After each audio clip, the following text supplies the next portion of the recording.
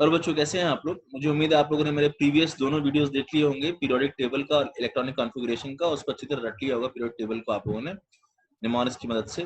फिलहाल मैं बताना चाहता हूं कि हम पूरी तरह से एनसीईआरटी बेस्ड टॉपिक कवर करेंगे। पीरियोडिक टेबल के बाद जो वहां आता है वो है periodicity, periodicity and periodic properties. जो प्रॉपर्टीज हमें पढ़नी है वो ये हैं: Z effective, atomic radii, ionic radii, ionisation enthalpy, electron gain enthalpy, affinity, electronegativity, valency, oxidation number, chemical reactivity, metallic character, non metallic character, basic acidic strength of oxide and hydroxide, oxidising property, hydride.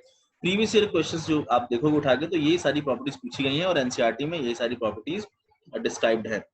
तो शुरू करने से पहले मैं कुछ बातें आपको बताना चाहूंगा। बातें ये हैं कि जितना मैं बता रहा हूँ, जितने एग्जाम्पल्स मैं बता रहा हूँ, केवल वही चीजों को पढ़ो बार बार और रिवाइज करो। सबसे मेन होता है रिवीजन। ज्यादा पढ़ने की जरूरत नहीं है, लेकिन रिवीजन बहुत जरूरी होना चाहिए, ठीक है ना। और 100% हम एनसीईआरटी कवर करने वाले हैं। एक एक क्वेश्चन, एक एक लाइन, एक एक एग्जाम्पल कवर करेंगे। अपने बेसिक कॉन्सेप्ट को स्ट्रॉन्ग करो। पहले आसान चीजों को पढ़ना सीखो, वो स्ट्रॉन्ग होंगी तो डिफिकल्ट चीजें अपने आप उस पर ऐड होती चली जाएंगी, आसानी से आप कर पाओगे।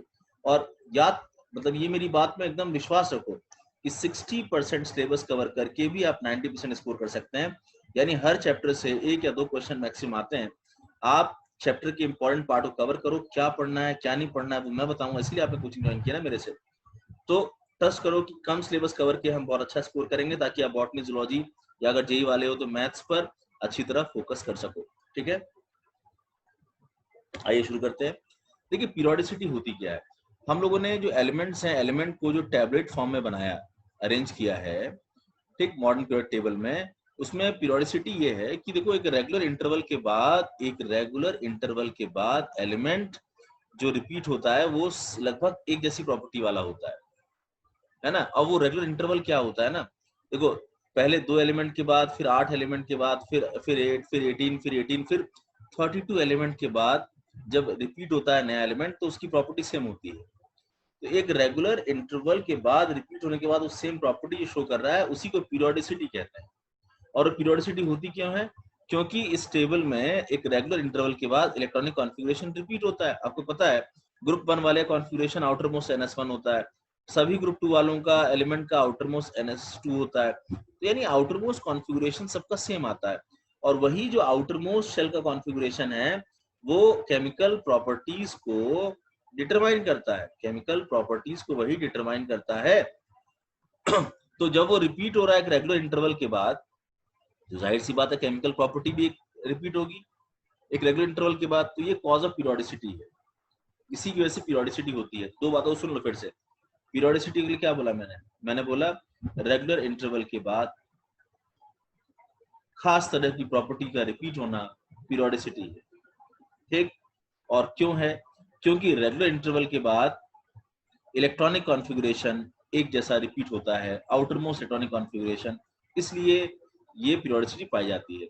2 बातों को और समझ लो। पीरियड में जाने पर आपको पता होना चाहिए कि शेल सेम रहता है, इलेक्ट्रॉन उसमें बढ़ते जाते हैं।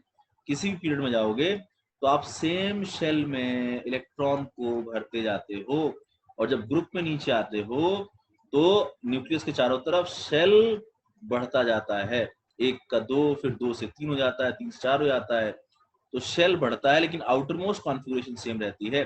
जैसे मान लो लिथियम, सोडियम, पोटेशियम, रुबिडियम अगर देखें एक ही ग्रुप का है, आउटर मोस्ट शेल तो सबका NS1 है ना। ये अलग बात है कि लिथियम का 2s1 है, सोडियम का 3s1 है, पोटेशियम का 4s1 है, और आउटर मोस्ट जो है रुबिडियम का 5s1 है। तो कहने का मतलब आउटर मोस्ट कॉन्फ़िगरेशन भले सेम आ रही है but number of shells increase कर रहे हैं। तो पीरियड में और ग्रुप में क्या होता है ये आपको मैंने बताया, ठीक। और पीरियोडिसिटी का रीजन मैंने बताया कि एक रेगुलर इंटरवल के बाद जो है पीरियड का प्रॉपर्टीज का रिपीट होना पीरियोडिसिटी है, और इलेक्ट्रॉनिक कॉन्फ़िगरेशन एक जैसे रिपीट होने की वजह से वो प्रॉपर्टी आती है। आगे बढ़ते हैं। कोई भी प्रॉपर्टी स्टडी करने से पहले हम जेड इफेक्टिव को समझेंगे अच्छी तरह से। जेड इफेक्टिव क्या होता है? जेड इफेक्टिव जो है वो इफेक्टिव न्यूक्लियर चार्ज है। जेड इफेक्टिव जो है इफेक्टिव न्यूक्लियर चार्ज है। क्या होता है ये सुनो। देखो मैंने एग्जांपल लिया है mg का। mg में एटॉमिक नंबर होता है 12, उसको हम लोग z से शो करते हैं। z क्या होता है? बोलोगे एटॉमिक नंबर होता है। एटॉमिक नंबर को हम लोग कहते हैं z। और ये हमें बताता क्या है? नंबर ऑफ प्रोटॉन के बारे में बताता है, नंबर ऑफ प्रोटॉन, और प्रोटॉन पे पॉजिटिव चार्ज होता है। तो न्यूक्लियस के अंदर जो है प्रोटॉन है जो पॉजिटिवली चार्ज है, और Mg में वो 12 प्रोटॉन्स हैं, 12 प्रोटॉन्स हैं। तो 12 प्रोटॉन पे पॉजिटिव चार्ज के हिसाब से हम उसको कह सकते हैं कि वो न्यूक्लियस का चार्ज है, यानी न्यूक्लियर चार्ज है। तो हम इसी नंबर ऑफ प्रोटॉन को या Z को न्यूक्लियर चार्ज भी कहते हैं।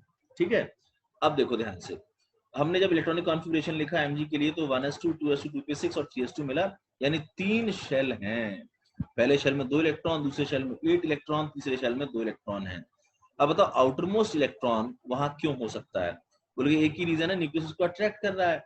न्यूक्लियस के अट्रैक्शन की वजह से ही आउटर मोस्ट में या किसी भी शेल में इलेक्ट्रॉन होता है। ठीक है, लेकिन यहाँ एक चीज और आती है, वो है अंदर वाले इलेक्ट्रॉन बाहर वाले को रिपेल करते हैं, न्यूक्लियस के अट्रैक्शन से बचाते हैं। दिमाग में क्या आना चाहिए कि न्यूक्लियस के अंदर 12 प्रोटॉन है जो कि बाहर के इलेक्ट्रॉन खींच रहे हैं, लेकिन अंदर में 2 और 8, अंदर वाले शेल में 10 इलेक्ट्रॉन है जो उसको धक्का मार रहे हैं, रिपेल कर रहे हैं। उसको हम सिग्मा शो करेंगे, इस रिपल्शन को, इसको हम सिग्मा शो करते हैं, और इसको हम लोग शील्डिंग इफेक्ट कहते हैं। क्या कहलाता है ये? शील्डिंग इफेक्ट कहलाता है। इसको स्क्रीनिंग इफेक्ट भी कहते हैं, स्क्रीनिंग इफेक्ट भी कहते हैं। क्यों कहते हैं?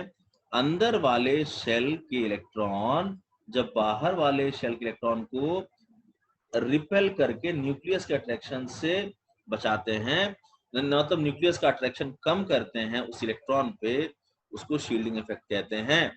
और उस शील्डिंग इफेक्ट की जो रिपल्शन की वैल्यू आती है अंदर वाले इलेक्ट्रॉन के द्वारा बाहर वाले इलेक्ट्रॉन को, जो वैल्यू आती है उसको सिग्मा कहते हैं। सिग्मा की वैल्यू को हम यहाँ पे स्लेटर्स रूल से निकाल सकते हैं, बट क्योंकि आप प्रिपेयर कर रहे होगे नीट और जेई के लिए, तो यहाँ स्लेटर रूल पढ़ने की जरूरत नहीं है, नहीं आया क्वेश्चन वहां से। केवल समझने वाली चीजें आती हैं यहाँ पर, ठीक है ना। तो समझने वाली बात यह है कि बाहर वाले इलेक्ट्रॉन पे अट्रैक्शन कितना लग रहा था? Z के बराबर लग रहा था, 12 प्रोटॉन के बराबर, लेकिन उसमें रिपल्शन लगने लगा कितना? बोलोगे सिग्मा के बराबर। तो जो नेट बच गया वो है Z इफेक्टिव। ठीक है, तो सिंबल समझ में आ गया होगा। Z इफेक्टिव है इफेक्टिव न्यूक्लियर चार्ज, यानी ये इफेक्टिव अट्रैक्शन है, एक्चुअल अट्रैक्शन है जो बाहर वाला इलेक्ट्रॉन फील करेगा। Z है न्यूक्लियर चार्ज, यानी इतना अट्रैक्शन होना चाहिए था, लेकिन वो अट्रैक्शन कम क्यों हो गया? तो शील्डिंग कांस्टेंट की वजह से कम हो गया। तो सिग्मा को हम लोग कहते हैं शील्डिंग इफेक्ट को रिप्रेजेंट करने वाला शील्डिंग कांस्टेंट, जिसको हम लोग स्लेटर रूल से निकालते हैं, बट यहाँ आपको जरूरत नहीं पड़ेगी। ठीक है, अब ये बताओ मेरे को कि Z इफेक्टिव हमेशा Z से कम होगा ना भाई, हमेशा Z से कम होगा ना, क्योंकि अंदर वाले जो इलेक्ट्रॉन हैं वो तो रिपेल करेंगे ना। तो याद रखना कि सिग्मा की वैल्यू थोड़ी बहुत तो हर एटम में होगी ही होगी, यानी कि जो इफेक्टिव अट्रैक्शन है न्यूक्लियस का वो हमेशा न्यूक्लियर चार्ज से क्या आएगा? कम आएगा। एक बात याद रखना कि अगर अंदर वाले इलेक्ट्रॉन है ही नहीं तो फिर, यानी केवल एक ही शेल है, तब कहां से रिपल्शन होगा? नहीं होगा ना। यानी देखो हाइड्रोजन में, हीलियम में, ठीक है, हाइड्रोजन में हीलियम में 2 होते हैं ना, तो 2 में से एक मैंने इलेक्ट्रॉन निकाल दिया।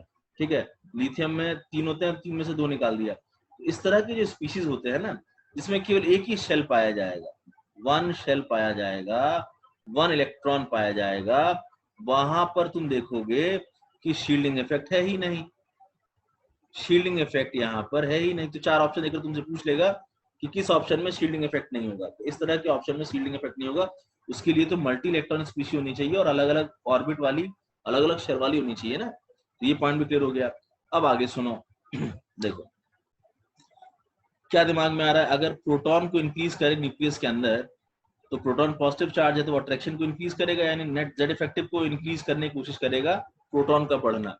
लेकिन अगर अंदर वाले इलेक्ट्रॉन, अंदर वाले शेल के इलेक्ट्रॉन कम इलेक्ट्रॉन हो, तो इलेक्ट्रॉन का कम होना रिपल्शन कम करेगा। रिपल्शन अगर कम होगा तो अट्रैक्शन Z इफेक्टिव बढ़ जाएगा। तो हम यहाँ पर P/E एक रेशियो देख रहे हैं, प्रोटॉन ज्यादा इलेक्ट्रॉन कम, तो P/E की वैल्यू ज्यादा, P/E की वैल्यू ज्यादा होगी तो न्यूक्लियस ज्यादा अट्रैक्शन डाल पाएगा, यानी Z इफेक्टिव क्या होगा? ज्यादा होगा। ये इंपॉर्टेंट पॉइंट है, आप इसको गांठ बांध लेंगे। तो मुझे उम्मीद आपको समझ में आ गया होगा कि Z इफेक्टिव क्या होता है, और Z इफेक्टिव को हम कैसे एनालाइज करते हैं कि कब वो ज्यादा कब वो क्या हुआ कम। P/E की मदद से हम उसको एनालाइज करते हैं। आगे बढ़ रहे हैं। जो मैंने पीछे बताया उसी को मैं यहाँ पे स्टेटमेंट में लिख दिया हूँ, सारे स्टेटमेंट पढ़ लेंगे आप, कि वैलेंस इलेक्ट्रॉन जो बाहर वाला इलेक्ट्रॉन होता है उसको न्यूक्लियस अट्रैक्ट करता है और अंदर वाले शेल के इलेक्ट्रॉन उसको रिपेल करते हैं। ये हो गया पहला वाला। दूसरा स्टेटमेंट ये है कि जो बैलेंस इलेक्ट्रॉन है उसका जो फोर्स ऑफ अट्रैक्शन है न्यूक्लियस की तरफ उसमें कमी आती है, और उस कमी के लिए कौन रेस्पॉन्सिबल है? ड्यू टू, तो बोले कि इनर शेल के जो इलेक्ट्रॉन है उनका स्क्रीनिंग इफेक्ट इंपॉर्टेंट रेस्पॉन्सिबल है, उनका शील्डिंग इफेक्ट रेस्पॉन्सिबल है इस अट्रैक्शन को कम करने के लिए। ठीक है, और आगे बात करें अगर हम, तो due to screening effect valence electron experience less force of attraction by nucleus. देखो जैसे मैं अगर समझाऊं, मैंने जो पीछे तुम्हें बताया था फिगर, अगर मैं तुमसे कहूं मोटे मोटे तौर पे कि कितना अट्रैक्शन बाहर वाले पर होना चाहिए था, तुम कहोगे 12 प्रोटॉन की वजह से होना चाहिए था। ठीक है, और अंदर इलेक्ट्रॉन कितने थे? 2 और 8 10 इलेक्ट्रॉन, तो ये रिपेल कर रहे हैं तो उतना रिपल्शन हो गया मोटे मोटे तौर पे। ये एग्जैक्ट वैल्यू नहीं है, Z 12 हो गया, सिग्मा की वैल्यू हमने 10 मान ली कि चलो हर इलेक्ट्रॉन बराबर बराबर रिपल्शन कर रहा है, जबकि हर इलेक्ट्रॉन बराबर रिपल्शन नहीं करता है। यहाँ हम मान के चल रहे हैं कि हर प्रोटॉन और इलेक्ट्रॉन पे चार्ज बराबर होता है। ये अलग बात है कि प्रोटॉन में पॉजिटिव होता है, इलेक्ट्रॉन पे नेगेटिव चार्ज होता है, बट उसका मैग्नीट्यूड बराबर होता है। तो थोड़ी देर के लिए हम उसको बराबर मान के चलें, तो जो अट्रैक्शन हो रहा है वो Z प्रोटॉन की वजह से हो रहा है। 12 प्रोटॉन है तो 12 लिख दिया, इलेक्ट्रॉन अंदर वाले गिनना है, 10 इलेक्ट्रॉन अंदर वाले, तो 10 का रिपल्शन हो गया, तो नेट बचा +2। आप समझ सकते हो कि कोर चार्ज जो है, यानी कि जो इफेक्टिव अट्रैक्शन एक्चुअल है, वो अपने Z की वैल्यू से कम रहता है, क्योंकि शील्डिंग हो जाती है वहां पे, इसलिए। ठीक है, वही मैं समझा रहा था आपको कि शील्डिंग इफेक्ट की वजह से इलेक्ट्रॉन कम अट्रैक्शन फील करता है, एक्सर्ट, उस पर कम अट्रैक्शन एक्सर्ट होता है। अगला पॉइंट ये है कि देखो स्क्रीनिंग इफेक्ट क्या करता है, बोलोगे न्यूक्लियर चार्ज को कम करता है, तो वही तो पढ़ा ना आपने। सिग्मा क्या करता है, बोलोगे Z की वैल्यू को कम करके उसको Z इफेक्टिव यानी कम इफेक्टिव न्यूक्लियर चार्ज बना देता है। ठीक, और इसी रिड्यूस न्यूक्लियर चार्ज को हम लोग इफेक्टिव न्यूक्लियर चार्ज कहते हैं। ठीक है, ये सारे पॉइंट यहाँ डिस्कस कर दिए मैंने। अब हम आगे बढ़ रहे हैं, देखेंगे। देखिए Z इफेक्टिव ग्रुप में, यानी कि बॉटम टॉप टू बॉटम आते समय सेम रहता है, रिमेन्स कांस्टेंट। यहाँ मैं आपको दो बातें बताना चाहता हूँ। देखो, एक आपको ध्यान देना है कि पीरियड में क्या होता है। पीरियड में क्या होता है, Z इफेक्टिव बढ़ता है, और ग्रुप में जनरल स्टेटमेंट क्या कहेंगे कि Z effective almost remain same. कई जगह एक्सेप्शंस मिलेंगे आपको, लेकिन इन जनरल याद रखो, ये मैंने जो लिखा है ना बेटा, ये जनरल ट्रेंड है। कौन सा ट्रेंड है ये? जनरल ट्रेंड, कि Z इफेक्टिव पीरियड में जनरली बढ़ता है और ग्रुप में जनरली ये सेम रहता है। ठीक है, और ये मैंने वैल्यूज यहाँ लिखी हुई है, देखो मैंने ग्रुप के एलिमेंट लिखे हुए हैं। ग्रुप उठा लिया मैंने, लिथियम, सोडियम, पोटेशियम, रुबिडियम वाला ग्रुप उठा लिया, और उनकी Z इफेक्टिव की वैल्यू यहाँ लिखी है। ये वैल्यू आपको रटने की जरूरत नहीं है, ना कैलकुलेशन करने की जरूरत है किस तरह की, बस ये वैल्यू मैंने आपको चीजें याद हो जाए इसलिए लिखा है। आप देख सकते हो कि Z इफेक्टिव की वैल्यू लिथियम से ज्यादा थोड़ी पोटेशियम सोडियम में बढ़ी, लेकिन उसके बाद वो ऑलमोस्ट क्या सेम है। तो जनरल स्टेटमेंट की Z इफेक्टिव की वैल्यू ग्रुप में नीचे आते समय सेम रहती है, तो हाँ ये स्टेटमेंट बिल्कुल सही है। कहीं कहीं एक्सेप्शन है, अब लिथियम सोडियम पे जाने पर एक्सेप्शन है। ठीक है, अब पीरियड की बात करते हैं, लेफ्ट से राइट जब जाएंगे तो क्या होगा। तो मैंने एक सेकंड पीरियड उठा लिया है। सेकंड पीरियड में क्या क्या होता है, beryllium, boron, carbon, nitrogen, oxygen, fluorine होता है। आप इन वैल्यूज को देखो तो वैल्यू लगातार बढ़ती जा रही है Z इफेक्टिव की। अब मैं इसका कोई रीजन समझा रहा हूँ, रीजन क्या होता है। देखो, जब आप पीरियड में जाते हैं, जब आप पीरियड में जाते हैं तो शेल तो सेम रहता है ना भाई, शेल क्या रहता है, सेम, और उसी शेल में इलेक्ट्रॉन फिल होता है। तो इमेजिन करो कि अगर न्यूक्लियस है और बाहर एक ही शेल है, तो न्यूक्लियस में प्रोटॉन फिल होगा और बाहरी शेल में इलेक्ट्रॉन फिल होगा, तो उसके बीच का डिस्टेंस तो लगभग वही है। तो यानी कि अट्रैक्शन बढ़ा ना भाई, प्रोटॉन तो बढ़ गया ना कुल मिलाकर। तो प्रोटॉन बढ़ा, इलेक्ट्रॉन बढ़ा, अट्रैक्शन बढ़ जाएगा। तो यानी शेल में इसीलिए अट्रैक्शन बढ़ता है। जेड इफेक्टिव क्या होता है, बढ़ता ऑर्डर में होता है। ठीक, रीजन क्या है, रीजन है सेम शेल में इलेक्ट्रॉन बढ़ा रहे हो और न्यूक्लियस में प्रोटॉन बढ़ रहा है।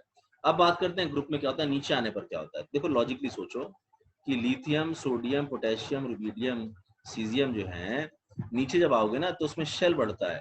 बोले इससे क्या फर्क पड़ा, देखो न्यूक्लियस है और न्यूक्लियस के बाहर इसमें क्या है, एक शेल, दो शेल। ठीक है, अगले में फिर न्यूक्लियस के बाद 3 शेल हो जाएगा, 3 शेल, अगले में 4, अगले में 5। तो आखिर ये शेल क्या कर रहा है, ध्यान से ऑब्जर्व करना। देखो जैसे जैसे हम नीचे आते हैं बेटा, प्रोटॉन बढ़ता है ना, प्रोटॉन बढ़ता है कहाँ, न्यूक्लियस में बढ़ता है। वो चाहता है कि अट्रैक्शन बढ़ जाए, जेड इफेक्टिव बढ़ जाए, वो चाहता है। लेकिन जैसे जैसे आपने नीचे गए और साइज को बढ़ाते गए, आउटर मोस्ट इलेक्ट्रॉन दूर जाता गया, और दूर जाता गया तो वो अट्रैक्शन को कम करना चाहेगा। ठीक है, तो ये जो दूर चला गया इलेक्ट्रॉन, वो अट्रैक्शन को यानी जेड इफेक्टिव को क्या करेगा, कम करेगा। एक फैक्टर बढ़ाएगा, एक फैक्टर घटाएगा। तो अब हम क्या करें, क्या होगा, तो नीचे आते समय ये दोनों जो इफेक्ट है, जेड इफेक्टिव का बढ़ना और क्या करते हैं दूरी का बढ़ना, ये दोनों इफेक्ट एक दूसरे को काउंटर करते हैं और बहुत फर्क नहीं पड़ता डाउन दी ग्रुप। तो ये आपको याद रखना है। एक और एग्जांपल कि सेम शेल के लिए शील्डिंग इफेक्ट का ऑर्डर होता है एसपीडीएफ, यानी फोर्थ शेल मान लो। तो फोर्थ शेल में सबशेल 4 है, subshell 4p, subshell 4d, subshell 4f है, और ये उसका शील्डिंग इफेक्ट का ऑर्डर है। देखो एस जो है छोटा होता है, उसका वॉल्यूम छोटा होता है, इलेक्ट्रॉन डेंसिटी ज्यादा होती है, इसीलिए वो बेहतर तरीके से बाहर वाले को रिपेल कर पाएगा। ये ऑर्डर हो गया रिपल्शन का ऑर्डर, यानी स्क्रीनिंग इफेक्ट यानी कि शील्डिंग इफेक्ट का ऑर्डर हो गया। अच्छा, कभी कभी ऐसा हो सकता है कि 4f और 5f जैसा क्वेश्चन पूछ ले कि f तो दोनों में सेम है, लेकिन 4f और 5f में अंतर है कि 5 बड़ा है, यानी कि इसका वॉल्यूम ज्यादा है 5f का, और जितना ज्यादा वॉल्यूम होगा उतना ही कम शील्डिंग इफेक्ट होगा। ठीक है, और एक बात करो, यही शील्डिंग इफेक्ट का ऑर्डर मैच करता है किससे, पेनिट्रेशन इफेक्ट से। पेनिट्रेशन इफेक्ट होता है कि कौन सा जो है शेल या सबशेल कितना न्यूक्लियस के करीब है। तो पेनिट्रेशन इफेक्ट की अगर बात माने भाई, तो देखो पेनिट्रेशन इफेक्ट जो है एस का ज्यादा होता है, पी का कम होता है, डी का उससे कम होता है, एफ का उससे कम होता है पेनिट्रेशन इफेक्ट। आप समझ सकते हैं कि क्यों ये ऑर्डर ऐसा आया है। ठीक है, ये पॉइंट क्लियर हो गया। अगला पॉइंट सुनो, Z effective of different ion of same element. Same element से तुम अलग अलग आयन बनाओगे तो जेड इफेक्टिव पे क्या फर्क पड़ेगा, इसको मैं समझा रहा हूं, ध्यान से देखो। देखो जब Na से Na प्लस बना, सुन रहे हो ना, Na से क्या बना, Na प्लस, तो इसमें एक सेम एलिमेंट है बट अलग अलग चार्ज के साथ है। ठीक है, तो हम इसमें क्या इंटरेस्ट निकाल रहे हैं, हमारा पी बाई ई इंटरेस्ट है कि सोडियम में और सोडियम प्लस में पी बाई ई। चलो पहले कंपेयर करो खटाक से। तो प्रोटॉन कितना है, 11 प्रोटॉन है, कितना इलेक्ट्रॉन है, 11 इलेक्ट्रॉन है। ये तो हो गया सोडियम एटम में, और सोडियम आयन में 11 प्रोटॉन्स होंगे लेकिन इलेक्ट्रॉन हो गए 10। तो पी बाई ई किसका ज्यादा हो गया, बोलोगे कि Na प्लस का ज्यादा हो गया। याद रखो किसी भी एटम से जो उसका पॉजिटिव आयन बनता है उसमें P बाई ई ज्यादा रहता है, उसमें Z इफेक्टिव ज्यादा रहता है, Na से ज्यादा होगा Na प्लस में Z इफेक्टिव। ठीक है, तो उम्मीद आपको समझ में आ गया होगा कि पॉजिटिव चार्ज बढ़ाने पर क्या होता है कि इलेक्ट्रॉन गया, इलेक्ट्रॉन कम हुआ तो जेड इफेक्टिव बढ़ जाएगा। तो ये रिलेशन समझ में आना चाहिए। नेगेटिव में उल्टा हो जाएगा, नेगेटिव में यही कहानी उल्टी हो जाएगी। यानी जैसे O से मैंने डिस्कस किया O नेगेटिव, ठीक है, O से O नेगेटिव। आप देखो पी बाई ई निकाल के, दोनों में निकाल के देखो पी बाई ई। आप कहोगे कि ऑक्सीजन में प्रोटॉन कितने हैं, 8 प्रोटॉन, और कितने इलेक्ट्रॉन हैं ऑक्सीजन में, तो 8 इलेक्ट्रॉन, पी बाई ई 8/8 आ गया। और उसी में आयन में अगर देखें तो प्रोटॉन कितने हैं, तो बोलोगे प्रोटॉन तो 8 हैं लेकिन आयन उसमें कुल मिलाकर हो गए हैं 9, माइनस को मिला दिया जाए तो 9 इलेक्ट्रॉन। अब आप इसको देखो, ऑब्जर्व करो कि जेड इफेक्टिव कहाँ ज्यादा होना चाहिए, बोलोगे जहां पी बाई ई ज्यादा होगा जेड इफेक्टिव ज्यादा होगा। हो गया कहानी खत्म। माइनस वाले से उसका न्यूट्रल वाला ज्यादा जेड इफेक्टिव वाला होता है। मैं जब भी जेड इफेक्टिव वर्ड यूज कर रहा हूँ, क्या समझ में आ रहा है आपको, न्यूक्लियस का अट्रैक्शन आउटर मोस्ट शेल के लिए जो अट्रैक्शन है वही जेड इफेक्टिव है। ठीक है, जैसे अगर मैं कहूँ कि n प्लस n माइनस का जेड इफेक्टिव अरेंज करो, तो बेटा ध्यान दो, पॉजिटिव होने पर जितना ज्यादा पॉजिटिव होगा +1 +2 +3 जेड इफेक्टिव बढ़ता है, और नेगेटिव होने पे जितना ज्यादा नेगेटिव होगा -1 -2 -3 जेड इफेक्टिव घटता है। तो ये ऑर्डर आ गया, उम्मीद आपको समझ में आ गया होगा। आइसो इलेक्ट्रॉनिक स्पीशीज क्या है, जिसमें इलेक्ट्रॉन बराबर होते हैं, सब में एक जैसे इलेक्ट्रॉन होते हैं, उसे कहते हैं आइसो इलेक्ट्रॉनिक स्पीशीज। एक उसमें कैसे कंपेयर करें, तो बहुत इजी है ये तो बस पी बाई ई चेक करना था हमें, और इलेक्ट्रॉन जो है सब में बराबर हैं, क्लियर हो गया। तो किस पे डिपेंड करेगा, केवल पी पे डिपेंड करेगा। तो पी चेक कर लो, जहां ज्यादा पी होगा ज्यादा अट्रैक्शन होगा। तो देखो इन सभी सीक्वेंस में पहले मैंने लिया है H minus, Li plus, Be2 plus, beryllium 3 plus. इन सभी में 2-2 इलेक्ट्रॉन आप चेक कर सकते हैं, 2-2 इलेक्ट्रॉन सभी में है, ये मैंने सिखा दिया चेक करना। डाउट होगा तो व्हाट्सएप करना मेरे को, ठीक है। तो इन सभी में 2 इलेक्ट्रॉन, तो अंतर कहाँ है भाई, बोलोगे प्रोटॉन में। हाइड्रोजन में 1 प्रोटॉन है, लिथियम में 3 प्रोटॉन है, बेरिलियम में 4 प्रोटॉन है, बोरॉन में 5 प्रोटॉन है। ठीक है, तो प्रोटॉन के बढ़ने पर जेड इफेक्टिव बढ़ता है आइसो इलेक्ट्रॉनिक स्पीशीज में। इस बात को अलग से गांठ बांध लें कि आइसो इलेक्ट्रॉनिक में, ठीक है, आइसो इलेक्ट्रॉनिक में P/E की वैल्यू जितनी ज्यादा होगी उसका जेड इफेक्टिव उतना ज्यादा होगा, सीधा सीधा। ठीक है, तो उम्मीद आपको समझ में आ गया होगा जेड इफेक्टिव की सारी कहानी। अब हम आगे बढ़ रहे हैं। अब हमारी पहली प्रॉपर्टी जो पढ़ रहे हैं वो है एटॉमिक रेडियस। एटॉमिक रेडियस के बारे में एक बात सुनो, क्या होगा, कैसे डिफाइन होगा, बोलोगे न्यूक्लियस होगा एक, तो उसके बाहर जो है शेल होगा, उसमें इलेक्ट्रॉन होंगे और ये डिस्टेंस हमें निकालनी होगी। तो दिखने में सुनने में बड़ा आसान लग रहा है, बट एक्चुअली हम एग्जैक्ट एटॉमिक रेडियाई नहीं निकाल पाते हैं इस तरीके से, नहीं। तो फिर हम पढ़ते क्या है, बोलोगे हम लोग क्या है, एटॉमिक रेडियाई को अलग अलग तरीके से covalent radii, ionic radii, metallic radii, van der Waals radii, इस तरीके से कैटेगराइज करके उसको नोट्स बना के पढ़ते हैं। आपको समझ में ये आना चाहिए कि जो एटॉमिक रेडियाई है वो वेल डिफाइंड नहीं है, वो एग्जैक्टली नहीं निकाला जा सकता। क्योंकि बता रहा हूं मैं, क्योंकि एटम को आइसोलेट करना बड़ा मुश्किल होता है। आप अगर ये सोच रहे हो कि एटम किसी मॉलिक्यूल का हिस्सा है और उसमें से एक एटम को आप प्लग करके अलग कर लोगे, ये आसान नहीं है।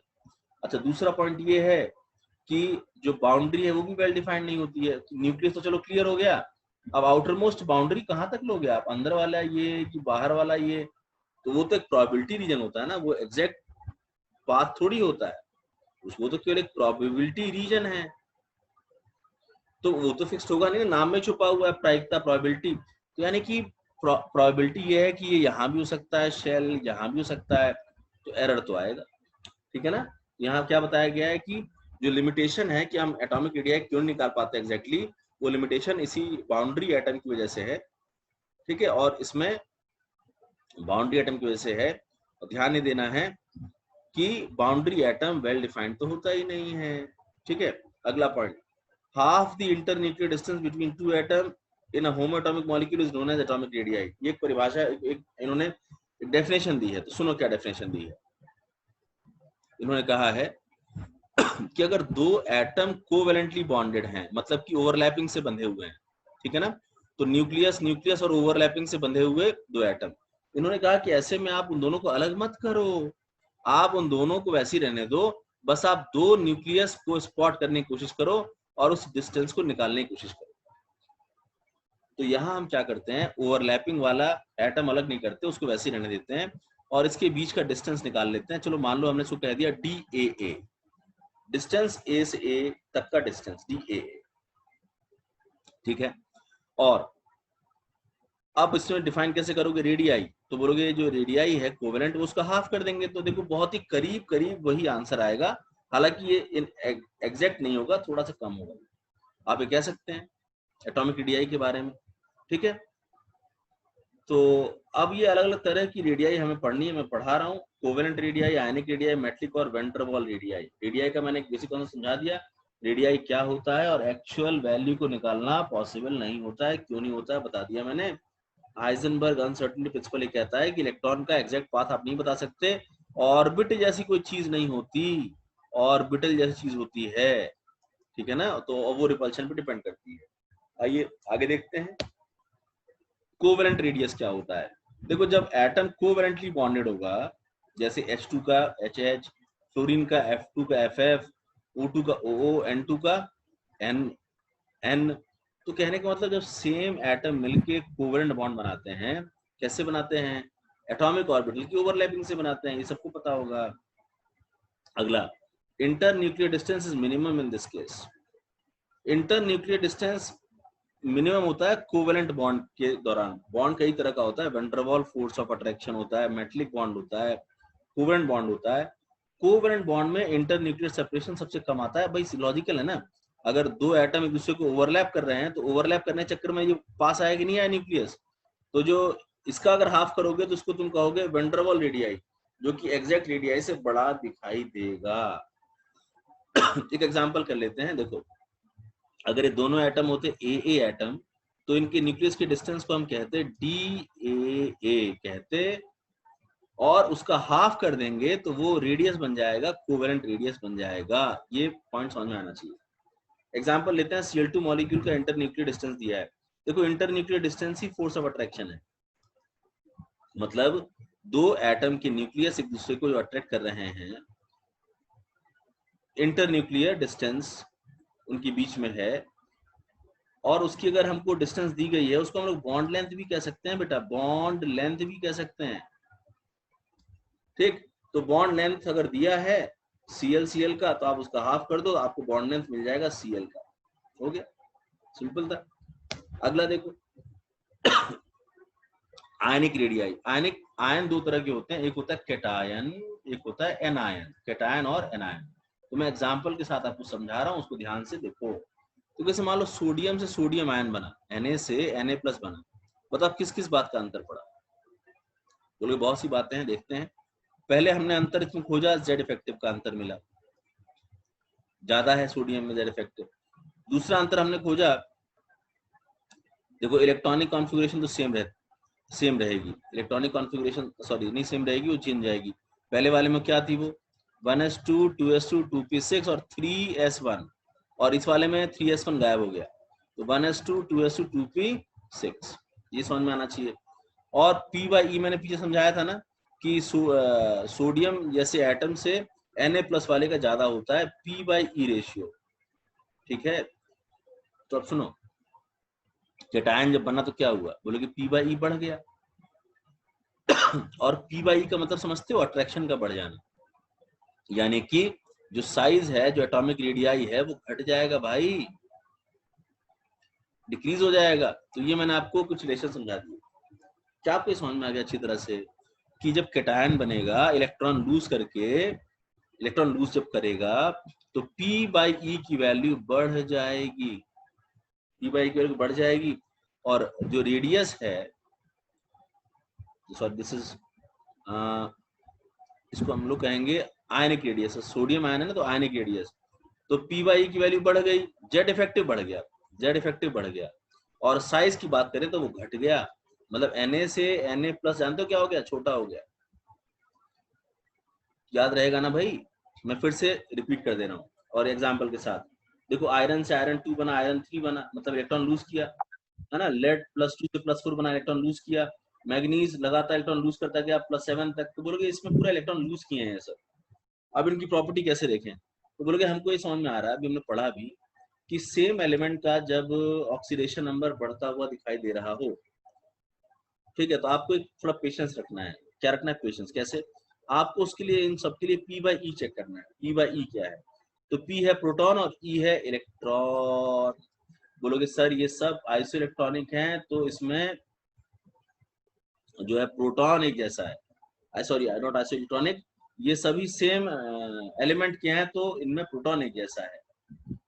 भैया प्रोटॉन एक जैसा है, लेकिन इलेक्ट्रॉन एक जैसा नहीं है, इलेक्ट्रॉन लगातार कम होता जा रहा है। तो अब ये बताओ, प्रोटॉन की नंबर अगर उसमें सेम रहेगी और इलेक्ट्रॉन जो है कम होता जाएगा, यानी कि कम होता जाएगा, यानी क्यों क्या करेगा, अगर इलेक्ट्रॉन की संख्या कम हो रही है, इलेक्ट्रॉन की संख्या क्या हो रही है, कम हो रही है, जानते हो ना क्या करेगा वो, Z इफेक्टिव, तुम्हें समझाया था ना मैंने, Z - सिग्मा।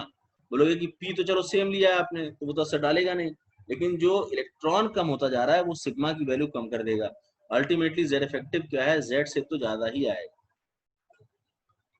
ठीक है, तो जो कैटायनिक रेडियस है, याद रखना, कैटायन का रेडियस एनायन से हमेशा कम होता है, हमेशा कम होता है, ठीक है ना। और जितना ज्यादा Z इफेक्टिव होगा, साइज ऑफ कैटायन उतना ही छोटा होगा। जितना अट्रैक्शन होगा, लॉजिकल है, जितना अट्रैक्शन होगा उतना साइज फैला होगा, सॉरी जितना अट्रैक्शन होगा उतना साइज क्या होगा, कॉन्ट्रैक्ट करेगा, छोटा हो जाएगा। ठीक है, अगला देखते हैं, आयनिक रेडियाई या आयनिक रेडियस कह सकते हैं। तो उसको समझाने के लिए मैंने एग्जांपल लिया है फ्लोरीन और फ्लोराइड का। ठीक है, आप एग्जांपल ले सकते हो Na से Na+ का भी ले सकते हो, ले लेते हैं, देख लेते हैं। देखो फिलहाल लेते हैं एग्जांपल फ्लोरीन से फ्लोराइड का। बोलोगे इन दोनों में 9 प्रोटॉन है, इलेक्ट्रॉन पहले में 9 है, दूसरे में 10 इलेक्ट्रॉन हो गया। तो P बाई ई निकालो जरा, P बाई ई निकालो, किसका ज्यादा है, Na का कि Na प्लस का, किसका ज्यादा P बाई ई है? तो बोलोगे Na प्लस का ज्यादा P बाई ई है, यानी जेड इफेक्टिव किसका ज्यादा है, Na प्लस का जेड इफेक्टिव क्या है, ज्यादा है। ठीक है, तो साइज का क्या कहोगे, बोलोगे उल्टा हो जाएगा ना, साइज उल्टा हो जाएगा ना, जेड इफेक्टिव से रिवर्स हो जाएगा। ऐसे ही तुम सोडियम से सोडियम आयन के बारे में अपने आप कर लेना, ये तुम्हारे लिए होमवर्क हो गया। ठीक है, बस मैं इतना हिंट देता हूँ कि जब जेड इफेक्टिव निकालोगे ना बेटा, कि जेड इफेक्टिव किसका ज्यादा है, तो तब क्या आंसर आना चाहिए, जेड इफेक्टिव किसका ज्यादा है। बोलोगे पी बाई ईस्ट चेक करते हैं, पी बाई ईस्ट चेक करते हैं, पहले में 11 है, दूसरे में 11 10 है। तो देखो जेड इफेक्टिव हमेशा अपने कैटायन का ज्यादा होता है। ठीक है, जेड इफेक्टिव हमेशा अपने कैटायन का ज्यादा होता है, ये बहुत इंपॉर्टेंट पॉइंट है। ठीक है, तो ये मैंने आपको पढ़ाया एटॉमिक रेडियाई। अब आगे बात करते हैं आइसो इलेक्ट्रॉनिक स्पीशीज में क्या करना होता है। बोलोगे आइसो इलेक्ट्रॉनिक स्पीशीज नाम से मालूम चल रहा है इलेक्ट्रॉन बराबर है। जैसे मैंने 4 एग्जांपल यहाँ लिए हैं, के प्लस, कैल्शियम 2 प्लस, सल्फाइड और क्लोराइड। इन सब में तुम इलेक्ट्रॉन काउंट कर लो, सब में 18 इलेक्ट्रॉन आ रहा है, सब में 18 इलेक्ट्रॉन आ रहा है। जेड जरा देखो तो, पोटेशियम का 19, कैल्शियम का जो है 18, सल्फाइड का जो है 16, सल्फर का 16 और क्लोरीन का जो है, इलेक्ट्रॉन की बात हो रही है ना, सॉरी प्रोटॉन की बात हो रही है, इलेक्ट्रॉन सब में बराबर है। प्रोटॉन, पोटेशियम में 19, कैल्शियम में 20 प्रोटॉन और सल्फाइड में 16 प्रोटॉन, और जो क्लोराइड है उसमें 17 प्रोटॉन। अगर तुम प्रोटॉन की बात मानो, इलेक्ट्रॉन तो बराबर है भाई, तो पी बाई कैसे मानोगे, इलेक्ट्रॉन तो बराबर है ना सब में। तो चेक करो केवल प्रोटॉन कहाँ ज्यादा है और कहाँ कम है। सबसे कम कहाँ प्रोटॉन नजर आ रहा है, बोलो सबसे कम नजर आ रहा है ये 16 में। तो यानी जेड इफेक्टिव की वैल्यू सबसे कम किसमें है, सल्फाइड में, सॉरी ये जो है सबसे कम प्रोटॉन है, तो हाँ सल्फाइड में जेड इफेक्टिव सबसे कम आएगा, सबसे कम आएगा। उससे ज्यादा किसमें, क्लोराइड में आएगा। उससे ज्यादा किसमें, के पॉजिटिव आएगा। उससे ज्यादा किसमें, कैल्शियम 2 पॉजिटिव आएगा।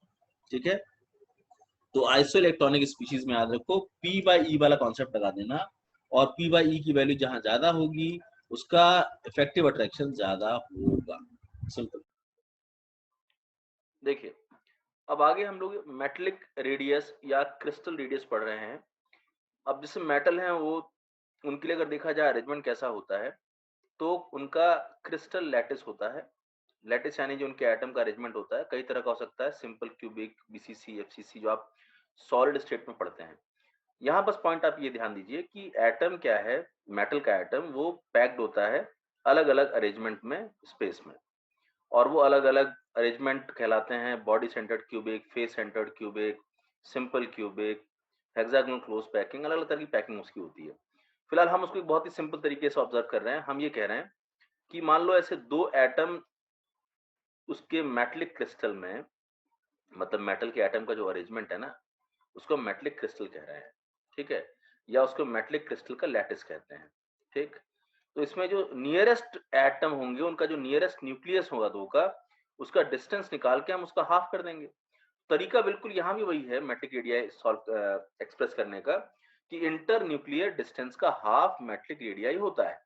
ठीक है, लेकिन फर्क इतना है कि कोवेलेंट रेडियस में वो एटम ओवरलैप कर रहे थे, मेट्रिक रेडियस में वो एटम केवल अगल बगल ऐसे रखे हुए हैं, अलग अलग पैकिंग में, ओवरलैप नहीं करेंगे। तो लॉजिकली अगर देखा जाए तो अगर ओवरलैप करेंगे तो न्यूक्लियस थोड़ा पास आ गया ना एक दूसरे के, तो उसका जो हाफ होगा अगर ऑब्जर्व करोगे तो वो रेडियस से थोड़ा कम होगा, एटॉमिक रेडियस से। और ये पास पास रखा हुआ है, तो यहाँ पे जो इंटर न्यूक्लियर सेपरेशन का हाफ होगा वो कोवेलेंट के मुकाबले थोड़ा ज्यादा होगा। तो ये आपको पॉइंट समझ में आना चाहिए।